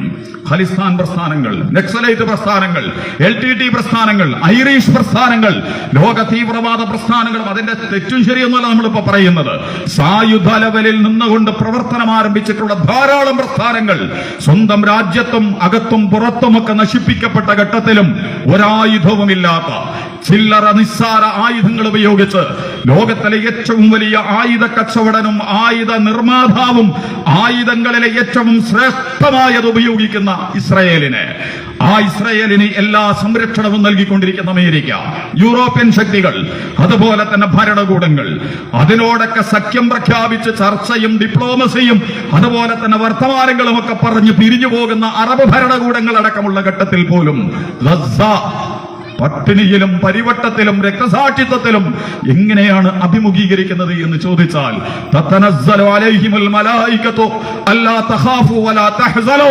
അല്ലാഹുവിന്റെ മലക്കുകൾ അതിന്റെ സമുന്നതരായ നേതാക്കന്മാർ മുതൽ പിഞ്ചു കുട്ടികളടക്കം രക്തസാക്ഷിത്വത്തിന്റെ വഴികളിലൂടെ വിശാലമായി സ്വർഗത്തിലേക്ക് സഞ്ചരിച്ചു കൊണ്ടിരിക്കുമ്പോഴും ഇസ്രയേൽ എന്ന് പറയുന്ന, അമേരിക്ക എന്ന് പറയുന്ന അതിനോട് ചാഞ്ഞും ചെരിഞ്ഞും ഇടചേർന്നും നിൽക്കുന്ന ലോക സംവിധാനങ്ങൾക്ക് ഫലസ്തീനിലെ ഗസ എന്ന് പറയുന്ന പ്രദേശം ബാലികേറാമലയായി, കാലുകുത്താൻ കഴിയാത്ത മേഖലയായി നിലനിൽക്കുന്നുവെങ്കിൽ, ഞാൻ മലക്കുകളെ കുറിച്ച് പറഞ്ഞതാണ്. അതുകൊണ്ട് മലക്കുകള് വൽമലായികത്ത്, നിങ്ങൾക്ക് മലക്കുകളിൽ ഈമാനെ അതൊക്കെയാണെന്ന് ഞാൻ പറയണത്, വിശദാംശങ്ങളിലേക്ക് പോടില്ല. വൽ കിതാബി, വേദഗ്രന്ഥങ്ങളിൽ വിശ്വസിക്കുക. കണ്ട പാർട്ടികളുടെയും സംഘങ്ങളുടെയും വ്യത്യസ്തമായ ദർശനങ്ങളുടെയും ആശയങ്ങളുടെയും ഒക്കെ പുസ്തകങ്ങളിൽ നോക്കി മതേതരപരം, സെക്യുലറിസം, അതുപോലെ ലിബറലിസം എന്നൊക്കെ പറഞ്ഞ് പലതിന്റെയും പിന്നാലെ പരക്കം പാഞ്ഞ് പോകുന്നതിന് പകരം ദൈവികമായ കിതാബുകളിലേക്ക് നിങ്ങൾ മുഖം തിരിക്കുക. ലോകത്തിലെ എല്ലാ കിതാബുകളിലേക്കും, ഖുർആൻ മാത്രമല്ല, ഖുർആനിന് മുമ്പ് ഇറങ്ങിയിട്ടുള്ള വേദഗ്രന്ഥങ്ങളെ അടക്കം, ഖുർആൻ ഫുർഖാൻ കൂടിയാണ്, ഉരക്കല്ല് കൂടിയാണ്. ഖുർആൻ പറഞ്ഞിട്ടുള്ള കാര്യങ്ങൾ ഏതൊക്കെ വേദങ്ങളിലുണ്ടോ ആ വേദങ്ങളെ മുഴുവൻ നമ്മൾ സത്യപ്പെടുത്തുകയും ഖുർആനിന് വിരുദ്ധമായ നിലപാടുകൾ ഉണ്ടെങ്കിൽ അത് കൽപ്പിതമാണെന്നും ചേർത്ത് വെച്ചതാണെന്നും പിന്നീട് രാഷ്ട്രീയ പൗരോഹിത്യ ഉദ്യോഗസ്ഥ സംവിധാനങ്ങൾ തങ്ങൾക്ക് വേണ്ടി എഴുതി ചേർത്തതാണ് എന്നും പരിശോധിച്ച് തിരിച്ചറിഞ്ഞുകൊണ്ട് ലോകത്തിലെ എല്ലാ വേദഗ്രന്ഥങ്ങളെയും നിങ്ങൾ പഠനവിധേയമാക്കണം. അല്ല കിതാബിൽ, ഈമാൻ കാര്യങ്ങളിൽ കിതാബിൽ വിശ്വസിക്കണം എന്ന് പറയുന്നുണ്ടല്ലോ, അതൊരു വെറും വർത്താനൊന്നും അല്ലല്ലോ. ഖുർആൻ അല്ലാത്ത കിതാബ് ഏതാ? ആ കിതാബുകളെ നിങ്ങൾ, ഞാൻ ആ ഭാഗം അവിടെ അവസാനിപ്പിക്കുകയാണ്. എല്ലാ പ്രവാചകന്മാരെയും വല്ലാഖിറ, യൗമുൽ ആഖിർ, മരണാനന്തര ജീവിതത്തിലും. ഇതാണ് ഈമാൻ എന്ന് പറയുന്നത്. ആ ഈമാനെ റസൂൽ ഒന്നും കൂടി വിശദീകരിച്ചില്ല. അൽ ഈമാൻ ബിദ്അ വസബഅന ശുഅബ, 70 പരം ശാഖകളാകുന്നു ഈമാൻ. 70 പരം ശാഖകളാകുന്നു ഈമാൻ. ഫഅഫ്ളലുഹാ ഖൗലു ലാ ഇലാഹ ഇല്ലല്ലാഹ്, അതിലേറ്റവും അത്യുന്നതമായത് നമ്രൂദ് വിറക്കുന്ന, ഫറോവ വിറക്കുന്ന, ഖാറൂനും ഹാമാനും ഒക്കെ വിറക്കുന്ന, കൈസറും സീസറും ഒക്കെ ഇളകി മറയുന്ന സലോകത്തിലെ ക്യാപിറ്റലിസവും ഇമ്പീരിയലിസവും ഫാസിസവും സയഡിസവും മനുഷ്യന്റെ മുകളിൽ മനുഷ്യന്റെ അധികാരങ്ങൾ കെട്ടിപ്പൊക്കി വാഴുന്ന ഇലാഹുകളൊക്കെ തന്നെയും വിറച്ചു വീടുന്ന ലാ ഇലാഹ ഇല്ലല്ലാഹ്. ഇങ്ങനെ കുട്ടിനെ താരാട്ടാൻ പറഞ്ഞ ലാ ഇലാഹ ഇല്ലല്ലാഹ് ഒന്നുമല്ല, അതിനെ ഒരു സന്തോഷമൊക്കെ, പക്ഷെ അതിനപ്പുറം അയഞ്ഞ മട്ടിൽ, ഉഴഞ്ഞ മട്ടിൽ, അങ്ങനെ ഒരു അഴകുടമ്പല്ല ഇലാഹ ഇല്ലല്ലാഹ് അല്ലാതെ ചരിത്രത്തിലെ ഭരണകൂടങ്ങളും മതനേതൃത്വങ്ങളും ഉദ്യോഗസ്ഥ സംവിധാനങ്ങളും പൊതുസമൂഹങ്ങളും ഒക്കെ ഇളകി മറിഞ്ഞിട്ടുള്ള ഒരു ലാ ഇലാഹ ഇല്ലല്ലാഹ് ഉണ്ട്. അതാണ് ഈമാനിന്റെ ഏറ്റവും അത്യുന്നതമായ നിലപാട്. അത് പറഞ്ഞിട്ട് പിന്നെ പറയണോ അതിലാഹായി മാത്തത്തുള്ളതാണ് ത്വരയ്ക്ക്, അതൊക്കെയാണ് ഈമാൻ എന്ന് ഞാൻ പറയുന്നത്. അതുകൊണ്ട് വലാ തഹിനു വലാ തഹ്സനു വഅൻതുമുൽ അഅ്ലൗന ഇൻ കുൻതും മുഅ്മിനീൻ. നിങ്ങൾ നിരാശരാകേണ്ടതില്ല, നിങ്ങൾ ഖേദിക്കേണ്ടതില്ല, നിങ്ങൾ സങ്കടപ്പെടേണ്ടതില്ല. നിങ്ങൾ ഈമാനുള്ളവരാണെങ്കിൽ അഷ്റഫുൽ ഖൽഖ് മുഹമ്മദ് മുസ്തഫ പരിശുദ്ധ വേദഗ്രന്ഥം നമ്മളെ പഠിപ്പിച്ചിട്ടുള്ള ഈമാനിന്റെ ഉള്ളടക്കങ്ങളിൽ നിന്നുകൊണ്ടാണ് വിഷയങ്ങൾ നമ്മൾ സമീപിക്കുന്നതെങ്കിൽ ഒരു നരേന്ദ്രമോദിയും ഒരു ഗോൾവാൾക്കറും ഒരു ഹെഡ്ഗേവറും ഒരു സംഘപരിവാരവും ഇന്ത്യൻ മുസ്ലിമീനെ ഭയപ്പെടുത്തുന്ന ഒന്നായി ഇല്ല എന്നുള്ളത് ഞാനും നിങ്ങളുമൊക്കെ തിരിച്ചറിയണം. വിശുദ്ധ ഖുർആൻ 2-ാമത്തെ ഭാഗത്ത് വേറെയും പറയുന്നുണ്ട് എന്താണ് മുസ്ലിങ്ങൾ നിർവഹിക്കേണ്ടുന്ന ദൗത്യം. മുസ്ലിം ഉമ്മത്ത് വർത്തമാനകാലത്ത് നമ്മൾ അഭിമുഖീകരിച്ചുകൊണ്ടിരിക്കുന്ന ഈ ഘട്ടങ്ങളെ എങ്ങനെയാണ് അഭിമുഖീകരിക്കേണ്ടത്? വളരെ പ്രധാനപ്പെട്ട സോളിഡാരിറ്റി വളരെ ഗൗരവതരമായി നമ്മുടെ മുമ്പിൽ ഉണർത്തുന്ന, നമ്മളെ ക്ഷണിക്കുന്ന വളരെ പ്രധാനപ്പെട്ട ഒരാശയമുണ്ട്. യാ അയ്യുഹല്ലദീന ആമനു കൂനൂ ഖവ്വാമീന ലില്ലാഹി ശുഹദാഅ ബിൽ ഖിസ്ത്. നിങ്ങൾ നീതിയുടെ സാക്ഷികളാവണം. നീതിക്ക് വേണ്ടി പറയാൻ കോടതികൾ തോറ്റുപോകുന്നിടത്ത്, നിയമ സംവിധാനങ്ങൾ തകർന്ന് തരിപ്പണമാകുന്നിടത്ത്, പാർട്ടികളും മതങ്ങളും സംഘടനകളുമൊക്കെ അധികാരി വർഗത്തോട് വാലാട്ടി നിന്നുകൊണ്ട് അവരുടെ അച്ചാരങ്ങളും ഓശാരങ്ങളും ഒക്കെ വാങ്ങാൻ തീരുമാനിച്ച ഒരു ഘട്ടത്തിൽ എല്ലാറ്റിനും അതീതമായി വിശുദ്ധ ഖുർആൻ വതമ്മത കലിമതു റബ്ബിക സിദ്ഖൻ വഅദല, സത്യവും നീതിയുമാണ് ഈ വേദഗ്രന്ഥം. സത്യവും നീതിയുമാണ് ഈ വേദഗ്രന്ഥം. സത്യത്തിനും നീതിക്കുമെതിരെ ഭൂരിപക്ഷത്തും നിൽക്കാൻ വിശുദ്ധ ഖുർആന് കഴിയില്ല. ഭൂരിപക്ഷത്തിന്റെ പക്ഷത്ത്, ന്യൂനപക്ഷത്തിന്റെ പക്ഷത്ത്, സമുദായത്തിന്റെ പക്ഷത്ത്, പാർട്ടിയുടെ പക്ഷത്ത്, സംഘടനയുടെ പക്ഷത്ത്, അല്ലെങ്കിൽ ഏതെങ്കിലും അർത്ഥത്തിൽ അങ്ങനെ കമ്പാർട്ട്മെന്റുകളാകുന്നിടത്ത് വിശുദ്ധ ഖുർആനിൽ സൂറത്തു നിസായിൽ വളരെ മനോഹരമായ പ്രയോഗമുണ്ട്. കൂനൂ ഖവ്വാമി വലൗ അലാ അൻഫുസികും. നിങ്ങൾക്കെതിരാണെങ്കിൽ പോലും നിങ്ങൾ നീതിയുടെ സാക്ഷികളാവണം. അമിൽ വാലിദൈനി, നിങ്ങൾ മാതാപിതാക്കൾക്കെതിരാണെങ്കിൽ പോലും, പിന്നല്ലേ ബാക്കി പാർട്ടിയും സംഘടനയൊക്കെ പിടിക്കേണ്ട കാര്യമുള്ളൂ. അവനവനെതിരാണെങ്കിൽ പോലും നിങ്ങൾ നീതിയുടെ സാക്ഷികളാവണം. നിങ്ങളുടെ മാതാപിതാക്കൾക്കെതിരാണെങ്കിൽ പോലും, മക്കൾക്കും ഇണകൾക്കും കുടുംബത്തിനുമെതിരാണെങ്കിൽ പോലും നിങ്ങൾ നീതിയുടെ സാക്ഷികളാവണം. പ്രിയപ്പെട്ട സമൂഹമേ, നമ്മൾ തിരിച്ചറിയേണ്ടത് വർത്തമാനകാല ഇന്ത്യയിൽ നീതിയുടെ പക്ഷത്ത് നിൽക്കാൻ ആളുകൾ വളരെ വളരെ കുറഞ്ഞുകൊണ്ടിരിക്കുന്ന ഒരു സന്ദർഭത്തിൽ അള്ളാഹു നീതി കൽപ്പിക്കുന്നു. അള്ളാഹു ഏറ്റവും സത്യസന്ധമായ പ്രവർത്തനങ്ങൾ നിർവഹിക്കാൻ നിങ്ങളോട് കൽപ്പിക്കുന്നു. കാപട്യവും കള്ളത്തരവുമില്ലാത്ത, സ്വാർത്ഥതയും കൃത്രിമത്വങ്ങളുമില്ലാത്ത, അസൂയയും വിദ്വേഷങ്ങളുമില്ലാത്ത, അകത്തളങ്ങളിൽ അണ്ടർഗ്രൗണ്ട് അജണ്ടകളില്ലാത്ത പ്രവർത്തനങ്ങളുമായി, അതാണ് ഇഹ്സാൻ. വിശുദ്ധമായ, ഏറ്റവും നിർമ്മലമായിട്ടുള്ള ഇഖ്ലാസും ഇഹ്സാനും, അതുപോലെ തന്നെ അള്ളാഹു നിങ്ങളോട് നീതി കൊണ്ട് കൽപ്പിക്കുന്നു. വിശുദ്ധ ഖുർആൻ ഈ പ്രയോഗങ്ങളിൽ അള്ളാഹുവിനെ നീതിയുടെ സ്ഥാനത്ത് ഖുർആൻ പ്രയോഗിച്ചിട്ടുണ്ട്. കൂനൂ ഖവ്വാമീന ലില്ലാഹി ശുഹദാഅ ബിൽ ഖിസ്ത്. നിങ്ങൾ അള്ളാഹുവിന് വേണ്ടി നീതിയുടെ സാക്ഷികളാവുക. കൂനൂ ഖവ്വാമീന ശുഹദാഅ ബിൽ ഖിസ്ത്. നിങ്ങൾ നീതിയുടെ സാക്ഷികളാവുക. നീതിയും അള്ളാഹുവും തമ്മിൽ എന്താണ്? അള്ളാഹു സുബ്ഹാനഹു തത്ഗൗ ഫിൽ മീസാൻ വഅഖീമുൽ വസ്ന ബിൽ ഖിസ്തി ഫിൽ മീസാൻ. ഈ പ്രാപഞ്ചിക ഘടനയിൽ എല്ലാറ്റിനെയും സന്തുലിതമായി നിലനിർത്തുന്ന ഒരു പ്രാപഞ്ചിക ഘടന അള്ളാഹു സംവിധാനിച്ചിട്ടുണ്ട്. അത് സന്തുലിതത്വത്തിൻ്റെതാണ്, അത് നീതിയുടേതാണ്, അത് ഏറ്റവും മനോഹരമായ സംവിധാനങ്ങളിലുള്ളതാണ്. അതിനെ നിങ്ങൾ തകർക്കരുത്. ആ നീതിയുടെ സാക്ഷികളായിട്ട് നിങ്ങൾ മാറണം. ഇന്ത്യൻ മുസ്ലിം ഉമ്മ ഈ രാജ്യത്തെ നീതിയുടെ വക്താക്കളായി എഴുന്നേറ്റ് നിൽക്കുക. അതിലാരെയും ഭയപ്പെടേണ്ട കാര്യമില്ല.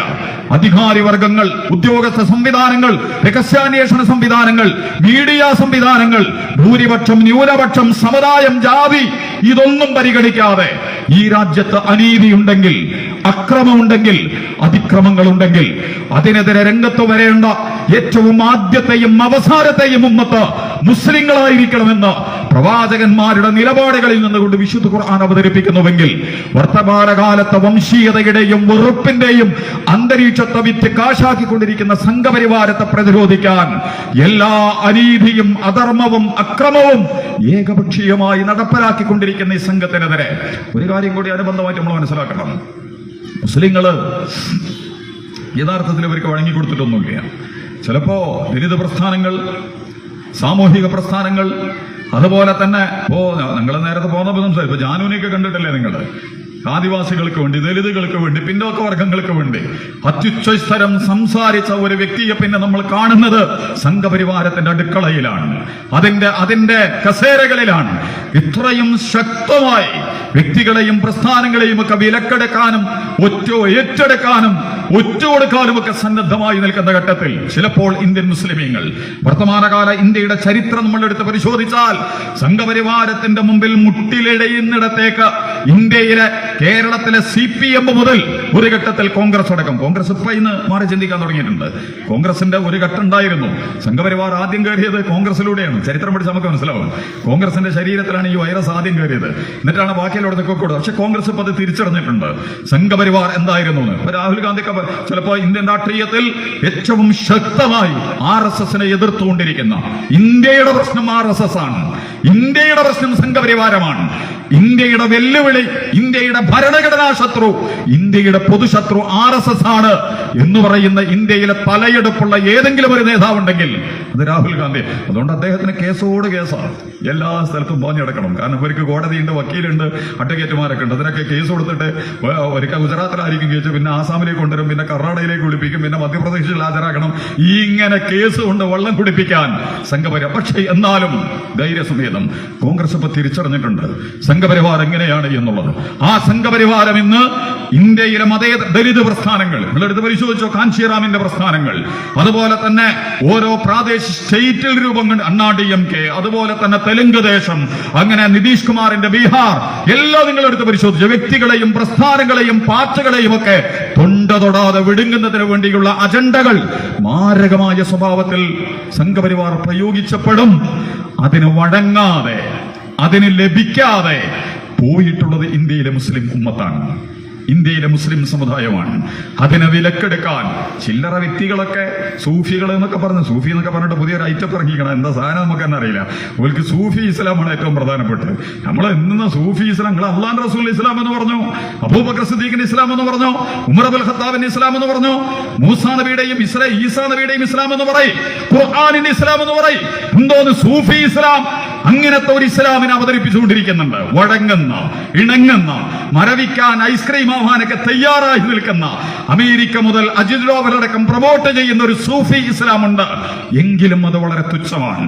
ആ വിലക്കെടുക്കലിലേക്കും അതിന്റെ ഉള്ളടക്കങ്ങളിലേക്കും കടന്നു കയറുന്ന വളരെ ചുരുങ്ങിയ വ്യക്തികളെ മാറ്റിവെച്ചാൽ ഇന്ത്യയിലെ മുസ്ലിം ഉമ്മത്ത് എന്ന് പറയുന്നത് NRC മുതൽ, ചിലപ്പോ ഇന്ത്യയിലെ പ്രതിപക്ഷ പ്രസ്ഥാനങ്ങൾക്ക് പോലും അസാമാന്യമായ ധൈര്യമുണ്ടായത് NRC എന്ന് പറയുന്ന ഇന്ത്യയിലെ മുസ്ലിമിന്റെ പൗരത്വത്തെ റദ്ദ് ചെയ്യാൻ അപകടകരമായ കരിനിയമങ്ങൾ സംഘപരിവാർ ചുട്ടെടുത്ത രംഗത്ത് അധികാരത്തിന്റെ അകത്തളങ്ങളിൽ ഒന്നുമില്ലാത്ത ഇന്ത്യയിലെ മുസ്ലിം ഉമ്മ ധൈര്യപൂർവ്വം തെരുവിലേക്ക് കടന്നു വരികയും സംഘപരിവാർ ഉണ്ടായതിനു ശേഷം മഹാത്മാഗാന്ധി വധത്തിൽ പോലും ലഭിക്കാത്തതുപോലുള്ള അതിഭീകരമായ എതിർപ്പുകൾ ആശയത്തിലും ദർശനത്തിലും പ്രയോഗത്തിലും സംഘപരിവാർ ഏകപക്ഷീയമായി തേറിതെളിച്ചുകൊണ്ടിരിക്കുന്ന ഘട്ടത്തിൽ ഇന്ത്യയിലെ നിരക്ഷരരും പരമദരിദ്രരും രാഷ്ട്രീയ മേഖലയിൽ ശൂന്യമാക്കപ്പെട്ട മുസ്ലിം ഉമ്മ തെരുവോരങ്ങളെ മുന്നിൽ നിർത്തിക്കൊണ്ട് ഇന്ത്യയിലെ അത്യുജ്വലമായ സംഘപരിവാർ വിരുദ്ധ പോരാട്ടങ്ങൾക്ക് നേതൃത്വം നൽകിയപ്പോൾ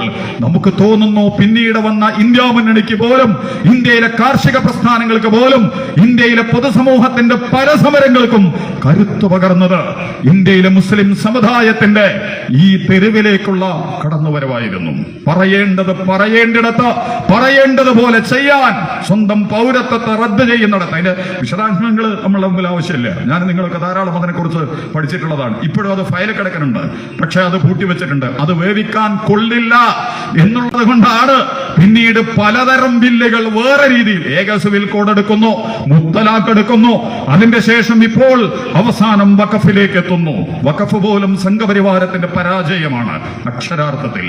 കഴിഞ്ഞ 12-13 കൊല്ലം ഇന്ത്യ ഭരിച്ചിട്ട് ഈ രാജ്യത്തെ മനുഷ്യരുടെ മുമ്പിൽ തങ്ങൾ നടത്തിയിട്ടുള്ള ഒരു നന്മയും എടുത്തു പറയാനില്ലാത്ത ഈ കള്ള സംഘം ഇന്ത്യൻ മുസ്ലിമീങ്ങളുടെ നിലനിൽപ്പിന്റെ അടിസ്ഥാനം, ഇന്ത്യയിലെ ലോക മുസ്ലിമീങ്ങൾ, എല്ലാ മുസ്ലിമീങ്ങളുടെയും. വഖഫിന്റെ വിശദീകരണങ്ങളിലേക്ക് നമ്മൾ പോകേണ്ടതില്ല. അവസാനം വഖഫിൽ തൊട്ടുകളിക്കാൻ അവർ തീരുമാനിച്ചു. പക്ഷെ ഇന്ത്യയിലെ മുസ്ലിമീങ്ങൾ നമുക്കൊക്കെ അറിയാവുന്നതുപോലെ സോളിഡാരിറ്റി മുതൽ അഖിലേന്ത്യാ തലങ്ങളിലടക്കം ഇന്ത്യയിലെ ഞങ്ങൾ തെരുവിലേക്ക് വരും, ഇന്ത്യയിലെ വന്നകരങ്ങളിൽ ഞങ്ങൾ രംഗത്ത് വരും. ഈ വഖഫിനെതിരെ അവസാനത്തെ വ്യക്തി വധിക്കപ്പെടുന്നതിനേക്കാൾ ഗുരുതരമാണ് ഒരു വ്യക്തിയുടെ സമ്പത്ത് കൊള്ള ചെയ്യപ്പെടുക എന്ന് പറയുന്നത്. കാരണം വ്യക്തികൾ മാറിപ്പോയി വന്നാലും സമ്പത്തും അതിന്റെ ഭൗതികമായ സംവിധാനങ്ങളുമാണ്, സോഷ്യൽ സെക്യൂരിറ്റിയും കൾച്ചറൽ സെക്യൂരിറ്റിയുമാണ് ഒരു സമുദായത്തിന്റെ സ്വത്ത് എന്ന് പറയുന്നത്. ഒരു വ്യക്തിക്ക് പേഴ്സണലോ നിയമങ്ങൾ അഭിമുഖീകരിക്കാനുള്ള കരുത്ത് നൽകുന്നത് മുതൽ, അവന്റെ വ്യക്തി സ്വാതന്ത്ര്യത്തെ പ്രയോഗിക്കുന്നതിനുള്ള അവസരം നൽകുന്നത് മുതൽ, അവന്റെ സാമൂഹികവും സാംസ്കാരികവും സാമ്പത്തികവുമായ അടയാളപ്പെടുത്തലുകളാണ് വഖഫ് എന്ന് പറയുന്നത്. അതുകൊണ്ട് സംഘപരിവാർ ഇരുതലമൂർച്ചയുള്ള ബഹുതലമൂർച്ചയുള്ള ആയുധമാണ് എടുത്ത് പ്രയോഗിക്കാൻ തീരുമാനിച്ചത്. സാംസ്കാരികമായി, സാമ്പത്തികമായി, ഇസ്ലാമിക ഉമ്മത്തിന്റെ പേഴ്സണൽ ലോയുമായി ബന്ധപ്പെട്ട നിയമങ്ങളെയടക്കം നെരിയാണിക്കും പിരടിക്കും വെട്ടാൻ തീരുമാനിച്ച് ആ ബില്ലുമായി കടന്നു വന്നപ്പോൾ വളരെ സന്തോഷത്തോടുകൂടി നമ്മൾ പറയണം, ഇന്ത്യയുടെ ചരിത്രത്തിൽ അടുത്ത കാലത്തൊന്നും കാണാത്തതുപോലെ ഇന്ത്യയിലെ എന്താണ് പറയാ, പുള്ളിപ്പുലിയും കരടിയും പട്ടിയും പന്നിയൊക്കെ ആയിട്ട് തമ്മിൽ കടിച്ചു കയറുന്ന സംഘപരിവാരത്തിന്റെ അപ്പക്കഷണങ്ങൾക്ക് മുമ്പിൽ അപ്പക്കപ്പം ആ തങ്ങളുടെ നിലപാടുകളെ മാറ്റി പറയുന്ന ഇന്ത്യയിലെ പല പ്രതിപക്ഷ പ്രസ്ഥാനങ്ങളുമുള്ള ഇന്ത്യയിൽ, നമ്മളെ ഭയപ്പെടുത്തുന്ന പ്രതിപക്ഷ സംഘടനകളുള്ള ഘട്ടത്തിൽ ഈ സംഘപരിവാരത്തിന്റെ പക്ഷത്തുള്ള നിതീഷ് കുമാറും അതുപോലെ തന്നെ എന്താ പറയാ തെലുങ്ക് ദേശത്തിന്റെ അയാളും ഒഴികെ ബാക്കിയെല്ലാ നിങ്ങള് പാർലമെന്റിലെ പ്രസംഗം, അടുത്ത കാലത്തൊന്നും പാർലമെന്റിൽ ഇന്ത്യൻ ഭരണഘടനയെ ഇത്രയും നമ്മുടെ ഫിഖിലൊക്കെ ചർച്ച ചെയ്യലുണ്ട്. ആ ഓരോ കാര്യങ്ങൾ മുടിനാരിഴകേറി അതങ്ങനെയാണെങ്കിൽ അത് ഇങ്ങനെയാണല്ലോ, ഇങ്ങനെയാണെങ്കിൽ അങ്ങനെയാണല്ലോ എന്ന് പറയുന്നത് പോലെ ഇന്ത്യൻ ഭരണഘടന വ്യക്തിക്ക് നൽകുന്ന അവകാശങ്ങൾ മുതൽ, ആ അവകാശങ്ങൾ സംരക്ഷിക്കേണ്ടതിന്റെ നിയമപരമായ സംവിധാനങ്ങൾ മുതൽ മറ്റാർക്കുമില്ലാത്തവണ്ണം മുസ്ലിം ഉമ്മത്തിന്റെ അകത്തലങ്ങളിലേക്ക് എന്തിനാണ് നിങ്ങൾ കടന്നു കയറി പോകുന്നത് എന്ന് ഇന്ത്യയിലെ എല്ലാ പ്രതിപക്ഷ പ്രസ്ഥാനങ്ങളും ഒറ്റക്കെട്ടായി. അതുകൊണ്ടെല്ലാം പരിഹരിക്കപ്പെട്ടു എന്നൊന്നുമില്ല പറയുന്നത്. പക്ഷെ അടുത്ത കാലത്തൊന്നും ആ കഴിഞ്ഞ പാർലമെന്റ് തെരഞ്ഞെടുപ്പിന് ശേഷം ഇന്ത്യ അലയൻസും ഇന്ത്യയിലെ പ്രതിപക്ഷ പ്രസ്ഥാനങ്ങളും ഗൗരവതരമായ പ്രഭാഷണങ്ങളൊക്കെ കേട്ടാൽ ഒരുവിധം സംഘപരിവാരത്തെ വിറപ്പിക്കുന്ന, സംഘപരിവാരത്തെ വിറളി പിടിപ്പിക്കുന്ന, സംഘപരിവാരത്തിന്റെ അസ്ഥിവാരത്തെ അടിവേരോടെ പിഴുതെറിയാൻ കഴിവുള്ള, സംഘപരിവാർ ഈ രാജ്യത്ത് നടപ്പിലാക്കിക്കൊണ്ടിരിക്കുന്ന നിയമങ്ങളുടെ എല്ലാ കള്ളത്തരങ്ങളെയും കാപട്യങ്ങളെയും തുറന്നു കാണിക്കുന്ന അത്യുജ്വലമായ, പാർലമെന്റിൽ കാണാത്തവണ്ണമുള്ള അപാരമായ ഐക്യമാണ് ഈ വഖഫുമായി ബന്ധപ്പെട്ട് നമ്മൾ കണ്ടിട്ടുള്ളത്. രണ്ടാമത്തത് മുസ്ലിമീങ്ങളും തീരുമാനിച്ചു, ഞങ്ങൾ തെരുവിലേക്ക് വരും സമാധാനപൂർണമായി. നമ്മൾ ക്ഷമിക്കും, നമ്മൾ സഹിക്കുകയൊക്കെ ചെയ്യും, പക്ഷെ വിട്ടുകൊടുക്കില്ല. ഒരു ബാബരി മസ്ജിദ് അബദ്ധമായി പോയി എന്ന് നമ്മൾ ഉറച്ചു വിശ്വസിക്കുന്നു. നമ്മൾ വഞ്ചിക്കപ്പെട്ടു. സംഘപരിവാരത്തിന്റെ മജിസ്ട്രേറ്റുമാർ അവരുടെ അയാള് ദൈവത്തെ സ്വപ്നം കണ്ടു എന്നൊക്കെയുള്ള പറഞ്ഞത്, നമ്മുടെ ചന്ദ്രചൂട് പറഞ്ഞത്. ഏത് ദൈവത്തിനാ കണ്ടതെന്ന് അറിയില്ല, ഏത് മതത്തിന്റെ ദൈവമാണ്, ഏത് സമുദായത്തിന്റെ ദൈവമാണ്, ഏത് സംഘടനയുടെ ദൈവമാണ്, അതൊന്നും ഇയാൾ പറഞ്ഞിട്ടില്ല. അത് പറഞ്ഞത് ദൈവം ബോധിച്ചു എന്നാണ്. അന്ന് ബാബരി മസ്ജിദിന്റെ വിധിയൊക്കെ നമ്മളൊക്കെ രാവിലെ ടി വി ഒക്കെ തുറന്നിങ്ങനെ ഇരിക്കുകയാണ്, കോടതി ഇങ്ങനെ പറയുമ്പോൾ നമ്മൾ വിചാരിക്കുകയാണ് ശരി, കർസേവ തെറ്റായിരുന്നു, വിഗ്രഹപ്രതിഷ്ഠ തെറ്റായിരുന്നു, അവർ പറയുന്നതിനൊന്നും പ്രമാണങ്ങളും തെളിവുകളും ഒന്നുമില്ല. അപ്പൊ നമ്മളിങ്ങനെ വിചാരിക്കുകയാണ്, ഇതാ അനീതി കൊണ്ട്, അക്രമം കൊണ്ട് ഇരുട്ടിലാഴ്ത്തപ്പെട്ട, വലിയ വില നൽകേണ്ടി വന്ന ഈ മുസ്ലിം ഉമ്മത്തിന് അഭിമാനത്തോടെ എഴുന്നേറ്റ് നിൽക്കാൻ കഴിയുന്ന ഒരു വിധി സുപ്രീം കോടതിയിൽ നിന്ന് വരാൻ പോകുന്നു. അങ്ങനെ പറഞ്ഞ് വൈകുന്നേരമായപ്പോ നോമ്പ് തുറക്കണ സമയമായപ്പോ കോടതിന്റെ വിധി പറയാം. പക്ഷേ അങ്ങനെയൊക്കെയാണെങ്കിലും നീതിയുടെയും സത്യത്തിന്റെയും ഭരണഘടനയുടെയും കോടതിയുടെയും ഭൗതികമായിട്ടാണ് നിയമങ്ങളെ വ്യാഖ്യാനിക്കേണ്ടത്. അതുകൊണ്ടാണ് ഇന്നല്ലാഹ യഅ്മുറു ബിൽ അദൽ, അല്ലാഹു നിങ്ങളോട് നീതി കൽപ്പിക്കുന്നു. പിന്നീട് ഇഹ്സാൻ എടുക്കാം, നീതിയുടെ പക്ഷത്ത് നിന്നതിന് ശേഷം. അല്ലാതെ നീതിയെ വെട്ടി ഇഹ്സാൻ എടുക്കുക എന്ന് പറയുന്നത്, ഏതെങ്കിലും താല്പര്യങ്ങളെ ധാർമ്മികമായി സംരക്ഷിക്കാൻ ശ്രമിക്കുക എന്ന് പറയുന്നത് ശരിയല്ല. നീതിയുടെ പക്ഷത്ത് നിന്നതിന് ശേഷം നിങ്ങൾക്ക് ഇഹ്സാനോടുകൂടി. അതിനൊക്കെ പണ്ഡിതന്മാരെ അതിനൊക്കെ ധാരാളം വിശദീകരണങ്ങൾ കൊടുത്തിട്ടുണ്ട്. ഒരാളിപ്പോ നമുക്കൊരു 10,000 രൂപ തരാണ്ടെന്ന് വെക്കുക, നമ്മൾ കേസ് കോടതിയിൽ കൊടുത്തു. അപ്പൊ എന്താ വേണ്ടത്? കോടതി പറയേണ്ടത് എന്താ? അവനെ വിട്ടാൻ കഴിവില്ല, അവന് തരാൻ കഴിവില്ല, അതുകൊണ്ട് 10,000 രൂപ എനിക്ക് തരാൻ ഇനി വകുപ്പില്ല, എനിക്ക് അത് കിട്ടാനോ അർഹതല്ല, അതല്ല കോടതി വിധി പറയേണ്ടത്. പിന്നെന്താ? എന്താണോ കിട്ടാൻ ചെയ്യേണ്ടത് അത് കോടതി ചെയ്യണം. അങ്ങനെ കോടതി വിധിക്കുന്നു. എന്ത്? 10,000 എന്തു വില കൊടുത്തും നീ വീട്ടിയേ പറ്റൂ. ആ വിധി കേട്ടവനുമാണെങ്കിൽ എന്ത് ചെയ്യാം? മതി, എനിക്ക് ഈ 10,000 ഒന്നും തരണ്ട, അത് ഈ എടുത്തോ, ഞാൻ ക്ഷമിച്ചിരിക്കുന്നു. അതാണ് ഇഹ്സാൻ.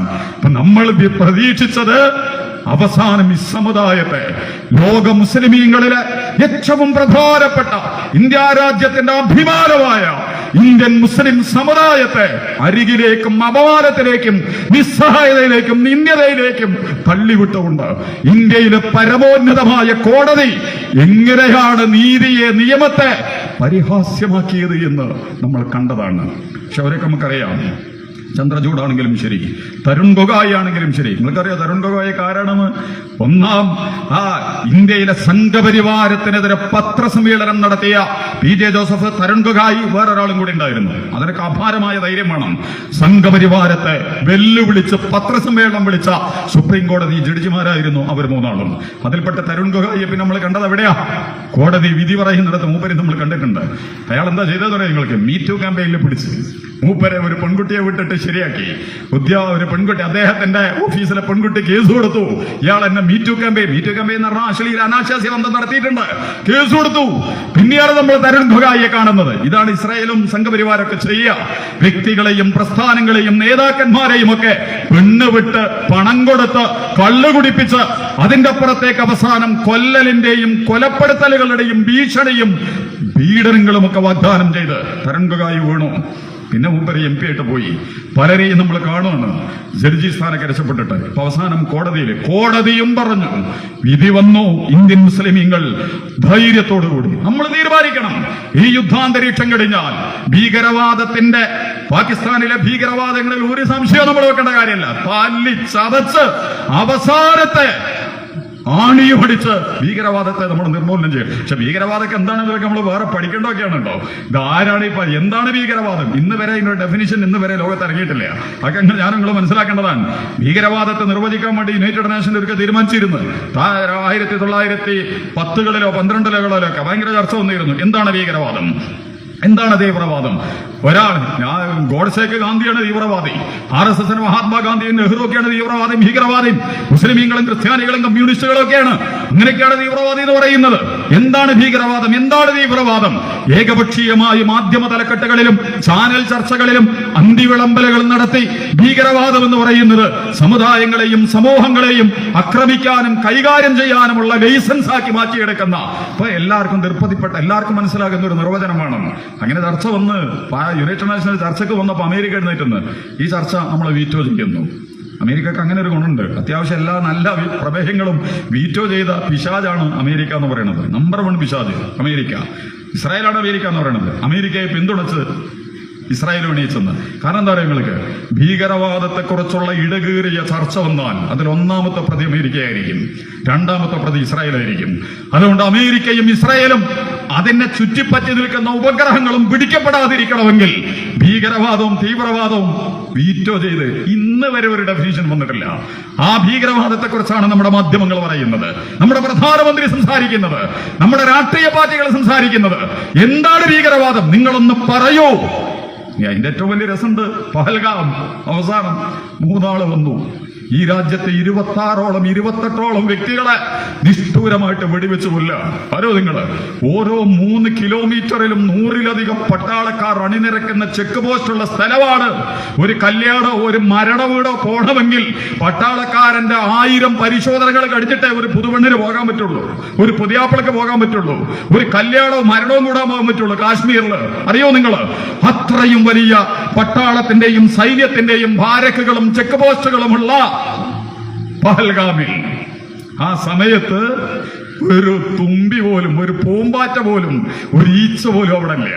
നമ്മളുടെ സൈന്യത്തിലെ ലോകത്തിലെ തന്നെ ഏറ്റവും കൂടുതൽ സൈനിക സാന്ദ്രതയുള്ള പ്രദേശമാണ് കശ്മീർ. അറിയോ നിങ്ങൾക്ക്?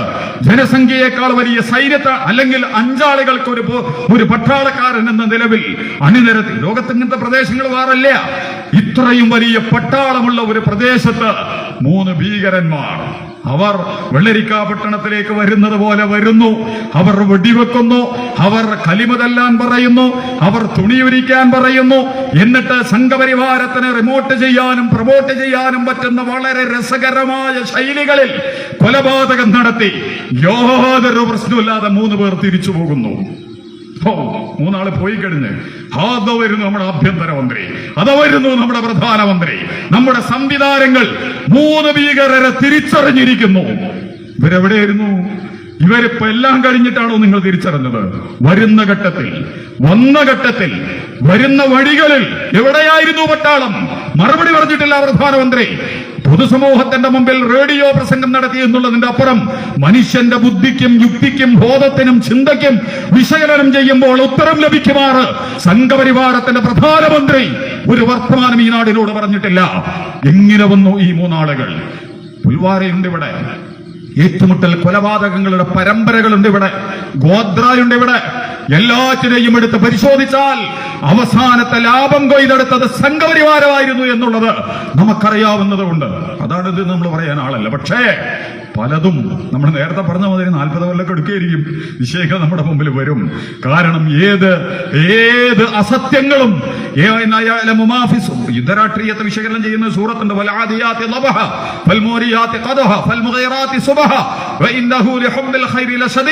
എന്നിട്ട് അല്ലാഹു പറയുന്നു, നിങ്ങളുടെ ഹൃദയങ്ങളിലെ റിമോട്ട് കൺട്രോൾ, നിങ്ങളുടെ ഹിഡൻ അജണ്ടകൾ, നിങ്ങളുടെ അണ്ടർഗ്രൗണ്ട് പ്രൊജക്ടുകൾ നമ്മൾ പുറത്തു കൊണ്ടുവരും.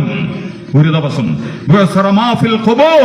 നിങ്ങൾ മക്ബറകളിൽ, ശവക്കോട്ടകളിൽ അടക്കം ചെയ്യപ്പെട്ടാലും ശരി, എന്തിനായിരുന്നു നിരപരാധികളായ മനുഷ്യരുടെ ശരീരങ്ങളിലും ജീവനുകളിലും രാഷ്ട്രത്തെയും മനുഷ്യരെയും പരിഹാസ്യമാക്കി മിസ്റ്റർ പാകിസ്ഥാൻ ഈ അജണ്ട നീ കളിച്ചത് എന്ന് പാകിസ്ഥാനോടുള്ള ചോദിക്കും. ഇനി അജണ്ട ഇവരാണ് നടത്തിയതെങ്കിൽ സംഘപരിവാരത്തോടും അല്ലാഹു ചോദിക്കും. ഇനി അതല്ല ട്രംപാണ് അജണ്ട പ്രൊമോട്ട് ചെയ്തതെങ്കിൽ ട്രംപിനോടും ചോദിക്കും. നമുക്ക് അവസാനത്തെ പ്രതീക്ഷ അവിടെ ഉള്ളൂ, അവിടേക്കാണ് നമ്മൾ പോയി. ഞാൻ പറഞ്ഞത് കള്ളക്കളിയും കാപട്യമൊക്കെ അതടക്കം പഹൽഗാം. തൽക്കാലം നമ്മുടെ രാജ്യം ഒരു യുദ്ധ സാഹചര്യത്തിലൂടെ കടന്നുപോയപ്പോൾ ഇന്ത്യയിലെ മുസ്ലിമീങ്ങൾ ക്ഷമാപൂർവം അവധാനതയോടുകൂടി ഈ വഖഫുമായി ബന്ധപ്പെട്ട് പക്ഷെ നമ്മൾ ഇറങ്ങിയേ പറ്റൂ. അവസാനത്തെ സമരം ഇന്ത്യയിലെ സംഘപരിവാരത്തെ വീർപ്പ് മുട്ടിക്കുന്ന, അവരെ ഉപ്പിട്ട് വെള്ളം കുടിപ്പിക്കുന്ന പോരാട്ടങ്ങളുടെ കളരികളിൽ ഇന്ത്യൻ മുസ്ലിം രംഗത്ത് വന്നാൽ ഇന്ത്യയിലെ സെക്യുലർ പ്രസ്ഥാനങ്ങൾക്കും ഇന്ത്യയിലെ മനുഷ്യാവകാശ പ്രസ്ഥാനങ്ങൾക്കും ഇന്ത്യയിലെ സാമൂഹിക പ്രസ്ഥാനങ്ങൾക്കും ആത്മധൈര്യവും അഭിമാനബോധവും തങ്ങളുടെ പിന്നിൽ വിലക്കെടുക്കപ്പെടാൻ പറ്റാത്ത, വിലയിട്ട് വിൽക്കാൻ പറ്റാത്ത ഒരു സമുദായമുണ്ട്, ഒരു ഉമ്മത്തുണ്ട്, ഒരു സംഘമുണ്ട് എന്ന് ബോധ്യപ്പെട്ടാൽ സംഘപരിവാരത്തിന്റെ ചീട്ട് കയറുന്നതിന്റെ തുടക്കമായി വഖഫിനെ മാറ്റിയെടുക്കാൻ ഇന്ത്യൻ മുസ്ലിമീങ്ങൾ ചരിത്രത്തിൽ രംഗത്ത് വരേണ്ട ഏറ്റവും ആദ്യത്തെ അവസാനത്തെ സന്ദർഭങ്ങളിലേക്ക് നമ്മൾ എത്തിക്കൊണ്ടിരിക്കുകയാണ്. നമ്മൾ ഇറങ്ങും. ഇതാർക്കുമെതിരല്ല, സംഘപരിവാരത്തിനെതിരെ. വഖഫ് ഇൻകങ്ങൾക്കൊക്കെ അറിയാവുന്നതാണ്. എന്താ ലളിതമായിട്ട് പറഞ്ഞാല് BJPന്റെ RSSന്റെ ഓഫീസ് കൈകാര്യം ചെയ്യാനുണ്ട്, CPM-മാരെ കൂടി ഉൾപ്പെടുത്തണം എന്ന് പറഞ്ഞാൽ എങ്ങനെ ഉണ്ടാവും? CPM-ന്റെ ഓഫീസൊക്കെ കൈകാര്യം ചെയ്യാൻ രണ്ട് RSS-കാരെ ഉൾപ്പെടുത്തണം എന്ന് പറഞ്ഞാൽ എങ്ങനെ ഉണ്ടാവും? അതാണല്ലോ കോടതി ചോദിച്ചത്. നിങ്ങൾ എവിടെങ്കിലും അമ്പലത്തിന്റെ കാര്യത്തിൽ മുസ്ലിങ്ങളെ വെച്ചിട്ടുണ്ടോ? ഉണ്ടോ? ഗുരുദ്വാരകളിൽ ക്രിസ്ത്യാനികളുടെ ചർച്ചിൽ നിങ്ങൾ മുസ്ലിങ്ങളെ വെച്ചിട്ടുണ്ടോ? പിന്നെ മുസ്ലിങ്ങളുടെ കാര്യത്തിൽ മാത്രം നിങ്ങൾ എന്തിനാണ് മറ്റുള്ളവരെ? ഇത് ഏറ്റവും ലളിതമായ സാധാരണ കാര്യമാണ് ഞാൻ പറഞ്ഞത്. അതിന്റെ അപ്പുറമാണ് അപകടകരമായ സ്വഭാവങ്ങൾ. നമ്മൾ നേരത്തെ പറഞ്ഞല്ലോ, കൾച്ചറൽ, അതുപോലെ തന്നെ എക്കണോമിക്കൽ, അതുപോലെ തന്നെ എല്ലാ അർത്ഥങ്ങളിലും ഈ സമുദായത്തിന്റെ നിലനിൽപ്പിന്റെ ആണിക്കല്ലായ അതിന്റെ നെരിയാണിയും പിരടിയും വെട്ടുന്നതിന് വേണ്ടിയുള്ള കള്ളനീക്കങ്ങളാണ് സംഘപരിവാർ നടത്തിക്കൊണ്ടിരിക്കുന്നത്. വ്യക്തിക്ക് രക്തസാക്ഷിയാവാം, പക്ഷെ സമ്പത്ത് കൊള്ള ചെയ്യാനും കവർന്നെടുക്കാനും നമ്മൾ നിന്നുകൊടുത്താൽ ഈ സമുദായം, ഈ രാജ്യം ഒന്നുമല്ലാതായിട്ട് മാറും. അതുകൊണ്ട് നമ്മൾ ഇറങ്ങൽ നിർബന്ധമാണ്.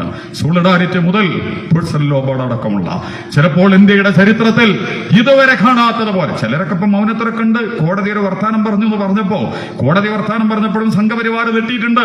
ചില ചോദ്യങ്ങളൊക്കെ അങ്ങോട്ട് ചോദിച്ചപ്പോൾ ഇനി കോടതി വേറെ ബെഞ്ചിലേക്ക് കൊടുത്തിട്ടുണ്ട്. ആ ബെഞ്ചിന് ഏത് ഡെസ്കുമേൽ അത് വെക്കാൻ നമുക്ക് പറയാൻ കഴിയില്ല.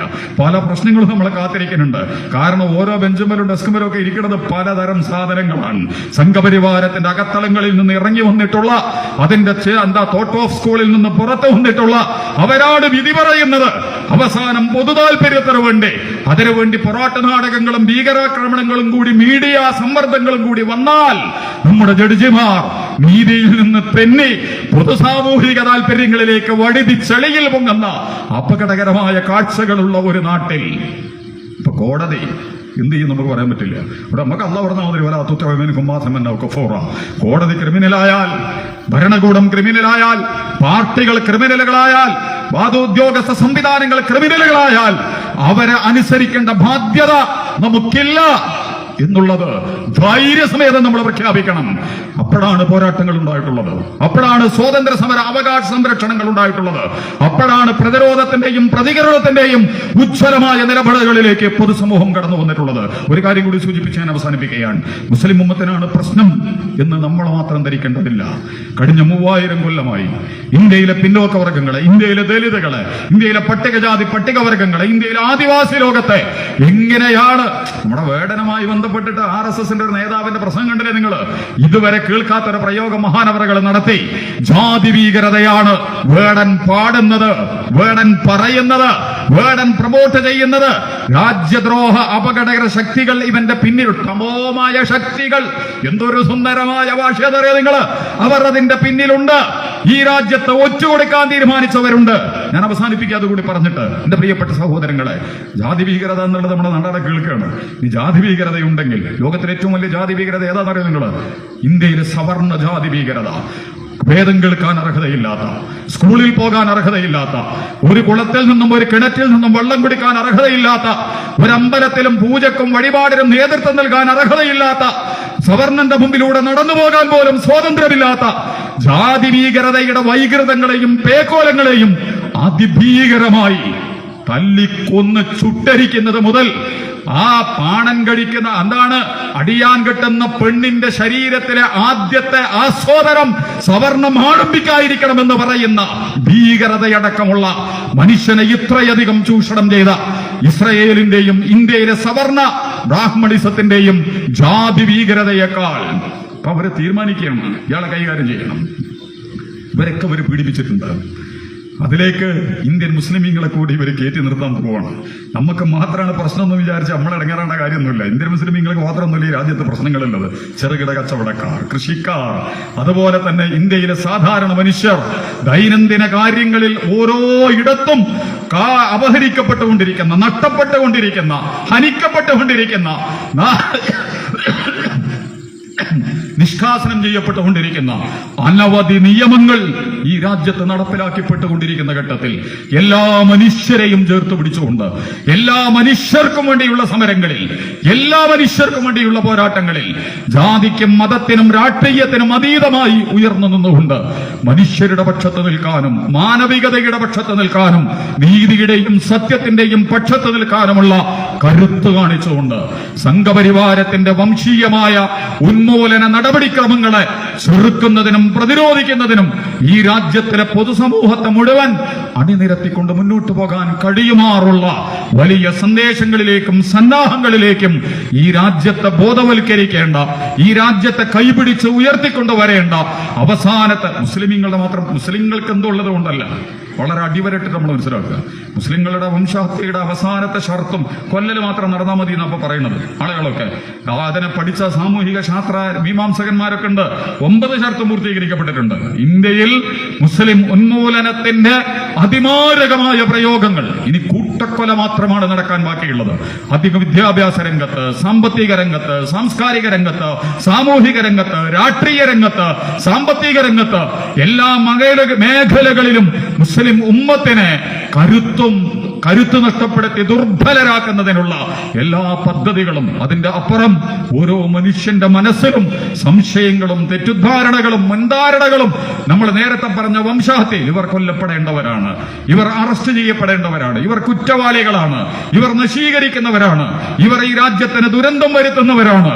അങ്ങനെ സോഷ്യൽ മീഡിയ സംവിധാനങ്ങൾ മുതൽ യുദ്ധത്തിന്റെ സമയത്തൊക്കെ നമ്മൾ ശ്രദ്ധിച്ചല്ലോ, ഇന്ത്യയിലെ മുസ്ലിങ്ങൾക്കെതിരെ നടന്ന അവസാനം ആ സോഫിയ ഖുറൈശി മുതൽ ഓരോരുത്തരെ നിങ്ങൾ എടുത്ത് പരിശോധിച്ച് നോക്കൂ. അവർക്ക് എണീച്ച് നിന്നിട്ട് പറയണം ഞാൻ മുസ്ലിമാണ്, പക്ഷെ ഭീകരവാദിയല്ല. അവർക്ക് പറയേണ്ടി വരികയാണ്. ഒരു RSS കാരത് പറയേണ്ട ബാധ്യതല്ല, ഒരു സംഘപരിവാരത്തിന്റെ പോഷക സംഘടനയ്ക്കും ഇത് പറയേണ്ട ബാധ്യതല്ല. ഇന്ത്യയിലെ സൈനിക മേഖലയിലെ ഉയർന്ന പോസ്റ്റിലിരിക്കുന്ന ഒരു മുസ്ലിം പെണ്ണിന് ഇങ്ങനെ ഗതികെട്ട് നിസ്സഹായമായി പത്രസമ്മേളനം നടത്തേണ്ട ഗതികേടിലേക്ക് ഇന്ത്യയിലെ പരമോന്നത സംവിധാനങ്ങൾ സംഘപരിവാരത്തിന് അടിച്ചുവിട്ടിട്ടുണ്ടെങ്കിൽ, അങ്ങനെ മുസ്ലിമീങ്ങൾ എന്ന് പറയുന്നത് മദ്യവും മയക്കുമരുന്നും കള്ളക്കടത്തും കൊലപാതകികളും വർഗീയവാദികളും ജാതീയവാദികളും അക്രമകാരികളുമൊക്കെയാണ് എന്ന് വരുത്തി തീർക്കുന്നതിനാവശ്യമായിട്ടുള്ള വലിയ പ്രചരണങ്ങൾ നടക്കുന്ന ഒരന്തരീക്ഷത്തിൽ കൂട്ടക്കശാപ്പും നരമേധവും ഒക്കെ നടക്കുമ്പോൾ ഏതയൽപ്പക്കത്തുള്ള ഹിന്ദുവിനും ഏതയൽപ്പക്കത്തുള്ള ഒരു സാധാരണക്കാരനും മുസ്ലിം ഗുജറാത്തിലൊക്കെ കലാപുണ്ടായപ്പോഴും ചെയ്തത് അവിടെ നിത്യം വർത്തമാനം പറയുകയും സംസാരിക്കുകയൊക്കെ ചെയ്ത ആടെ ഗുജറാത്ത് കലാപുണ്ട്. മറ്റേ ജാലവേദ നമ്പൂതിരിയുടെ പുസ്തകമുണ്ട്, മാതൃഭൂമിനെ അത് ഇറക്കുമെന്ന് എനിക്കറിയില്ല. മൂപ്പരന്ന് ഗുജറാത്തിലെ DGP ആണ്. അത് വായിച്ചാൽ നിങ്ങൾക്ക് മനസ്സിലാവും ഗോദ്ര ട്രെയിനൊക്കെ സംഘപരിവാർ പ്രൊമോട്ടഡ് പരിപാടിയാണെന്നുള്ളത്. ഇന്ന് വരെ അതിന്റെ റിപ്പോർട്ട് പുറത്തു വിട്ടിട്ടില്ല റെയിൽവേ. അറിയോ നിങ്ങൾക്ക്? ആ റെയിൽവേ റിപ്പോർട്ട് പുറത്തു വന്നാൽ അറിയും ഗോദ്രയിലെ S7 S4 എങ്ങനെയാണ് കത്തിയത് എന്ന്. മൊത്തം കത്താണെങ്കിൽ എല്ലാ ബോഗിയിലും കത്തേണ്ടത്, അതൊരൊറ്റ ബോഗി മാത്രമാണ് കത്തിയത്. ബോഗിയുടെ താഴെ നിന്ന് ഒരിക്കലും അതിന്റെ ഉള്ളിലേക്ക് ഒഴിക്കാം. ഡെമോ ഒക്കെ പരിശോധിച്ചതാണ്. ആ പോലീസ് ഉദ്യോഗസ്ഥൻ അതിൽ പറയുന്നുണ്ട്, അതിന്റെ ഉള്ളിലേക്ക് ഒരിക്കലും ഒഴിച്ചത് കത്തിക്കാൻ കഴിയില്ല, അകത്ത് നിന്നേ കത്തിക്കാൻ കഴിയുള്ളൂ. മഹാത്മാഗാന്ധിയെ കൊന്ന ഒരു പ്രസ്ഥാനത്തിന്, സ്വന്തം നേതാക്കന്മാരെ കൊല്ലുന്ന ഒരു പ്രസ്ഥാനത്തിന്, സ്വന്തം അനുയായികളെ കൊലക്ക് കൊടുക്കുന്ന ഒരു പ്രസ്ഥാനത്തിന് ഒരു S4 ബോഗിയിലെ ആളുകളെ ചുട്ടുകൊല്ലാൻ സംഘപരിവാരത്തിന് ഒരു മടിയും ഉണ്ടാവില്ല എന്ന് ഞാൻ നിങ്ങളൊക്കെ തിരിച്ചറിയണം. ചെയ്തു. അതിന്റെ ചെലവിലും മറവിലുമാണ് ഇന്ന് ആഭ്യന്തരമന്ത്രിയും പ്രധാനമന്ത്രിയുമായി നരേന്ദ്രമോദിയും അമിത്ഷായും ഇന്ത്യ എന്ന് പറയുന്ന ഐതിഹാസിക രാജ്യത്തിന്റെ അധികാരങ്ങളുടെ അകത്തലങ്ങളിലേക്ക് കയറി നിന്ന് പോയിട്ടുള്ളത്. നമ്മൾ അങ്ങനത്തെ പൊറാട്ട നാടകങ്ങൾ ധാരാളമായിട്ട് ഈ രാജ്യത്ത് നടക്കും. ഞാൻ ഇതിനൊന്നും ഉദാഹരണങ്ങളിലേക്ക് എനിക്ക് കടന്നു പോകണില്ല. പക്ഷെ നമ്മൾ അടിയുറച്ച തീരുമാനമെടുക്കുക. ഈ രാജ്യത്തെ മനുഷ്യരോട് ഞാൻ നേരത്തെ സൂചിപ്പിച്ചല്ലോ, ആത്മീയവും ധാർമ്മികവുമായ കരുത്തും നീതിയുടെ സാക്ഷികളാകാനുള്ള സന്നദ്ധതയും, അതുപോലെ തന്നെ യുവസമൂഹം. ഒരു വർത്തമാനം കൂടി, ഇന്ത്യയിലെ നമ്മുടെ യുവാക്കൾ അതൊരു ടാർഗറ്റഡാണ്. ഇപ്പോൾ നേരത്തെ നിങ്ങൾ പറഞ്ഞപ്പോൾ പറയണം, ഇവിടെ മണ്ണാർക്കാടൊക്കെ ഒരു മയക്കമരുന്ന് കേസിൽ ഒരുത്തം കുറ്റപ്പെട്ടു എന്ന്. എന്തൊക്കെ മുറവിളിയാണ് മയക്കുമരുന്നിനെതിരെ നടക്കുന്നത് ഇവിടെ? ആരാണ് ഇതിന്റെ പ്രതി? ഗവൺമെന്റാണ്, ഉദ്യോഗസ്ഥന്മാരാണ്. വേറെ ആരും നിങ്ങൾ പറയേണ്ട കാര്യമല്ല. ഇവിടെ എല്ലാറ്റിനും ഇവിടെ ഞാനിപ്പോ ഇന്നലെ ജമാഅത്തെ ഇസ്ലാമിയുടെ ജില്ലാ സമിതിയിൽ എന്റെ പേര് വന്നപ്പോൾ തന്നെ പോലീസുകാർ എന്നെ വിളിക്കുകയാണ്. എവിടെയാണ് നിങ്ങൾ താമസിക്കുന്നത്? നിങ്ങൾക്ക് എത്ര വാപ്പയാണുള്ളത്? ആരൊക്കെയാണ് നിങ്ങളെ ഉമ്മ? എത്ര കുട്ടികൾ നിങ്ങൾക്കുണ്ട്? ഞാൻ ചോദിച്ചു, എന്റെ കുട്ടികളെ കഥയ്ക്ക് നിങ്ങൾ എന്തിനാ ചോദിക്കേണ്ട കാര്യം? എന്റെ കുട്ടികളെ കഥയ്ക്ക് നിങ്ങൾക്ക് അറിയേണ്ട കാര്യം. ഞാനെങ്കിൽ ഞാൻ നടാടെയൊന്നുമല്ല ജമാഅത്തെ ഇസ്ലാമിയുടെ ജില്ലാ സമിതിയിൽ വരുന്നത്. ഇതിന്റെ മുമ്പ് 4 കൊല്ലോ 8 കൊല്ലോ ഒക്കെ ജമാഅത്തിന്റെ പദവികൾ ഞാൻ ഉണ്ടായിട്ടുണ്ട്. അതുകൊണ്ട് നിങ്ങൾ ബാക്ക് ഫയൽ പരിശോധിച്ചിട്ട് പോയാൽ മതി. ഇങ്ങനെ ചുഴിഞ്ഞ് അറിഞ്ഞിറങ്ങി വരുന്ന ഈ പോലീസ്, ഇന്റലിജൻസ്, സ്പെഷ്യൽ ബ്രാഞ്ച്, ഈ സംവിധാനങ്ങളൊക്കെ ഉള്ള ഭീകരവാദി വന്ന് പൊട്ടിച്ചു പോയാൽ ഉടനെ എല്ലാം അറിയുന്ന പോലീസും രഹസ്യാന്വേഷണം റോയും ഒക്കെയുള്ള നാട്ടിൽ മയക്കുമരുന്നിനെ കുറിച്ച് ഒരു വിവരമില്ല പോലീസിന്, ഗവൺമെന്റിന് അറിയണില്ല. അതും ഭീകരവാദികൾ ഇറക്കുമതി ചെയ്യുന്നു. പോലീസുകാരോട് സംസാരിച്ചാൽ അല്ല കൂട്ടരെ, കരിയർമാരങ്ങൾ പിടിക്കുന്നുണ്ട്. ഈ പോകുന്നവനും കൊല്ലുന്നവനും ചാകുന്നവനും ഒക്കെ ഈ സമുദായത്തിൽപ്പെട്ടവർ ധാരാളമുണ്ട്. ഇതൊക്കെ മുസ്ലിം ഉമ്മത്തിന്റെ സംഘടനകൾ ഗൗരവതരമായിട്ട് എടുക്കണം. പക്ഷെ എന്നാൽ പോലും ഞാൻ പറയും, സമുദായം വിചാരിച്ചാൽ പോലും തടയാൻ പറ്റുന്നതല്ല ഇത്. അമിത് ഷായുടെ പ്രഭാഷണം ഉണ്ട്, ഞാൻ അവസാനിപ്പിക്കാതെ കൂടി പറഞ്ഞിട്ട്. അറിയോ നിങ്ങൾ, രണ്ടാം NDA സർക്കാരിന്റെ അവസാന ഘട്ടത്തിൽ അറിയോ നിങ്ങൾ, കേരളം മയക്കുമരുന്നിന്റെയും ഭീകരവാദത്തിന്റെയും ഹബ്ബാകാൻ പോകുന്നു എന്ന് അമിത് ഷാ പാർലമെന്റിൽ പ്രസംഗിച്ചിട്ടുണ്ട്. ഞാൻ അതിനെ തലതിരിച്ചിട്ട് വായിക്കാൻ ആഗ്രഹിക്കുന്നു. അമിത് ഷാ അങ്ങനെ പ്രസംഗിച്ചാൽ അതിന്റെ അർത്ഥം വഴങ്ങാത്ത കേരളത്തെ, മെരുങ്ങാത്ത കേരളത്തെ, സംഘപരിവാരത്തിന് സുല്ലിടുന്ന കേരളത്തെ വരുതിയിലാക്കാൻ ഒരൊറ്റ മാർഗമേയുള്ളൂ: ഭീകരവാദ പൊറാട്ട് നാടകവും മയക്കുമരുന്നും ഈ സംസ്ഥാനത്ത്. അതിനെ തിരിച്ചു വായിച്ചാൽ മതി നിങ്ങൾ, തിരിച്ചു വായിച്ചാൽ മതി നിങ്ങൾ.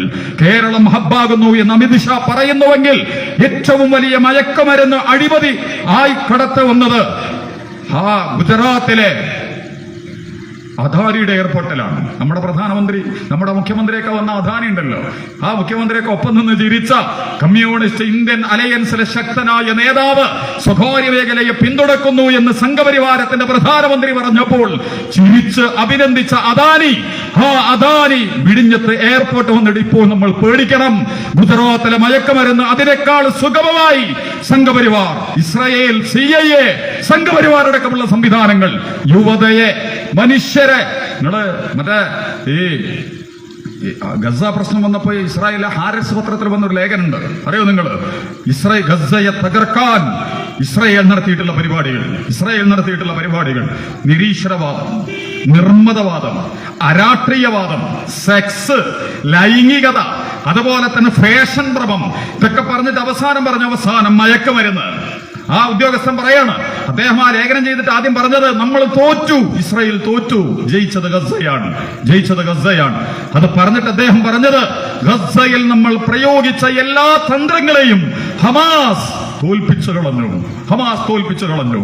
ആ തള്ളക്കോഴികൾ അതിന്റെ കുട്ടികളെ ചിറകിനടിയിൽ വെക്കുന്നത് പോലെ ഹമാസ് ഗസയിലെ ചെറുപ്പക്കാരെ നിരീശ്വര, നിർമ്മത, മയക്കമരുന്ന്, ലൈംഗിക അതിപ്രസരങ്ങളിൽ നിന്ന് ധാർമ്മികതയുടെയും വിശുദ്ധിയുടെയും കരുത്തിൽ, അറിയോ നിങ്ങൾ, ആ ഇസ്രായേൽ കേരള മുസ്ലിമീങ്ങളെയും കേരളത്തിലെ ജനാധിപത്യ മതേതര സംവിധാനങ്ങളെയും കേരളത്തിലെ നല്ല ഡൈനാമിക് പൊട്ടൻഷ്യലുള്ള യുവാക്കളെയും തകർക്കുന്നതിനുള്ള ഉപകരണമായി സംഘപരിവാരവും ഭരണകൂടങ്ങളും ഒരുമിച്ച് ചേർന്ന്, അല്ലെങ്കിൽ ഭീകരവാദവും തീവ്രവാദവും ഒക്കെ പിടിക്കുന്നവർക്ക് ഉപയോഗിക്കണം. എന്നെ പിടിക്കുന്നുണ്ട്, എനിക്ക് തരുന്നവനെ പിടിച്ചാ പോരെ? ഇത് ശരിക്കാണ് ചോദിച്ചാൽ അറിയില്ല എവിടെന്നാണ് വരുന്നതെന്നുള്ളത്. ഒരിക്കലും നമ്മൾ അറിയുന്നില്ല.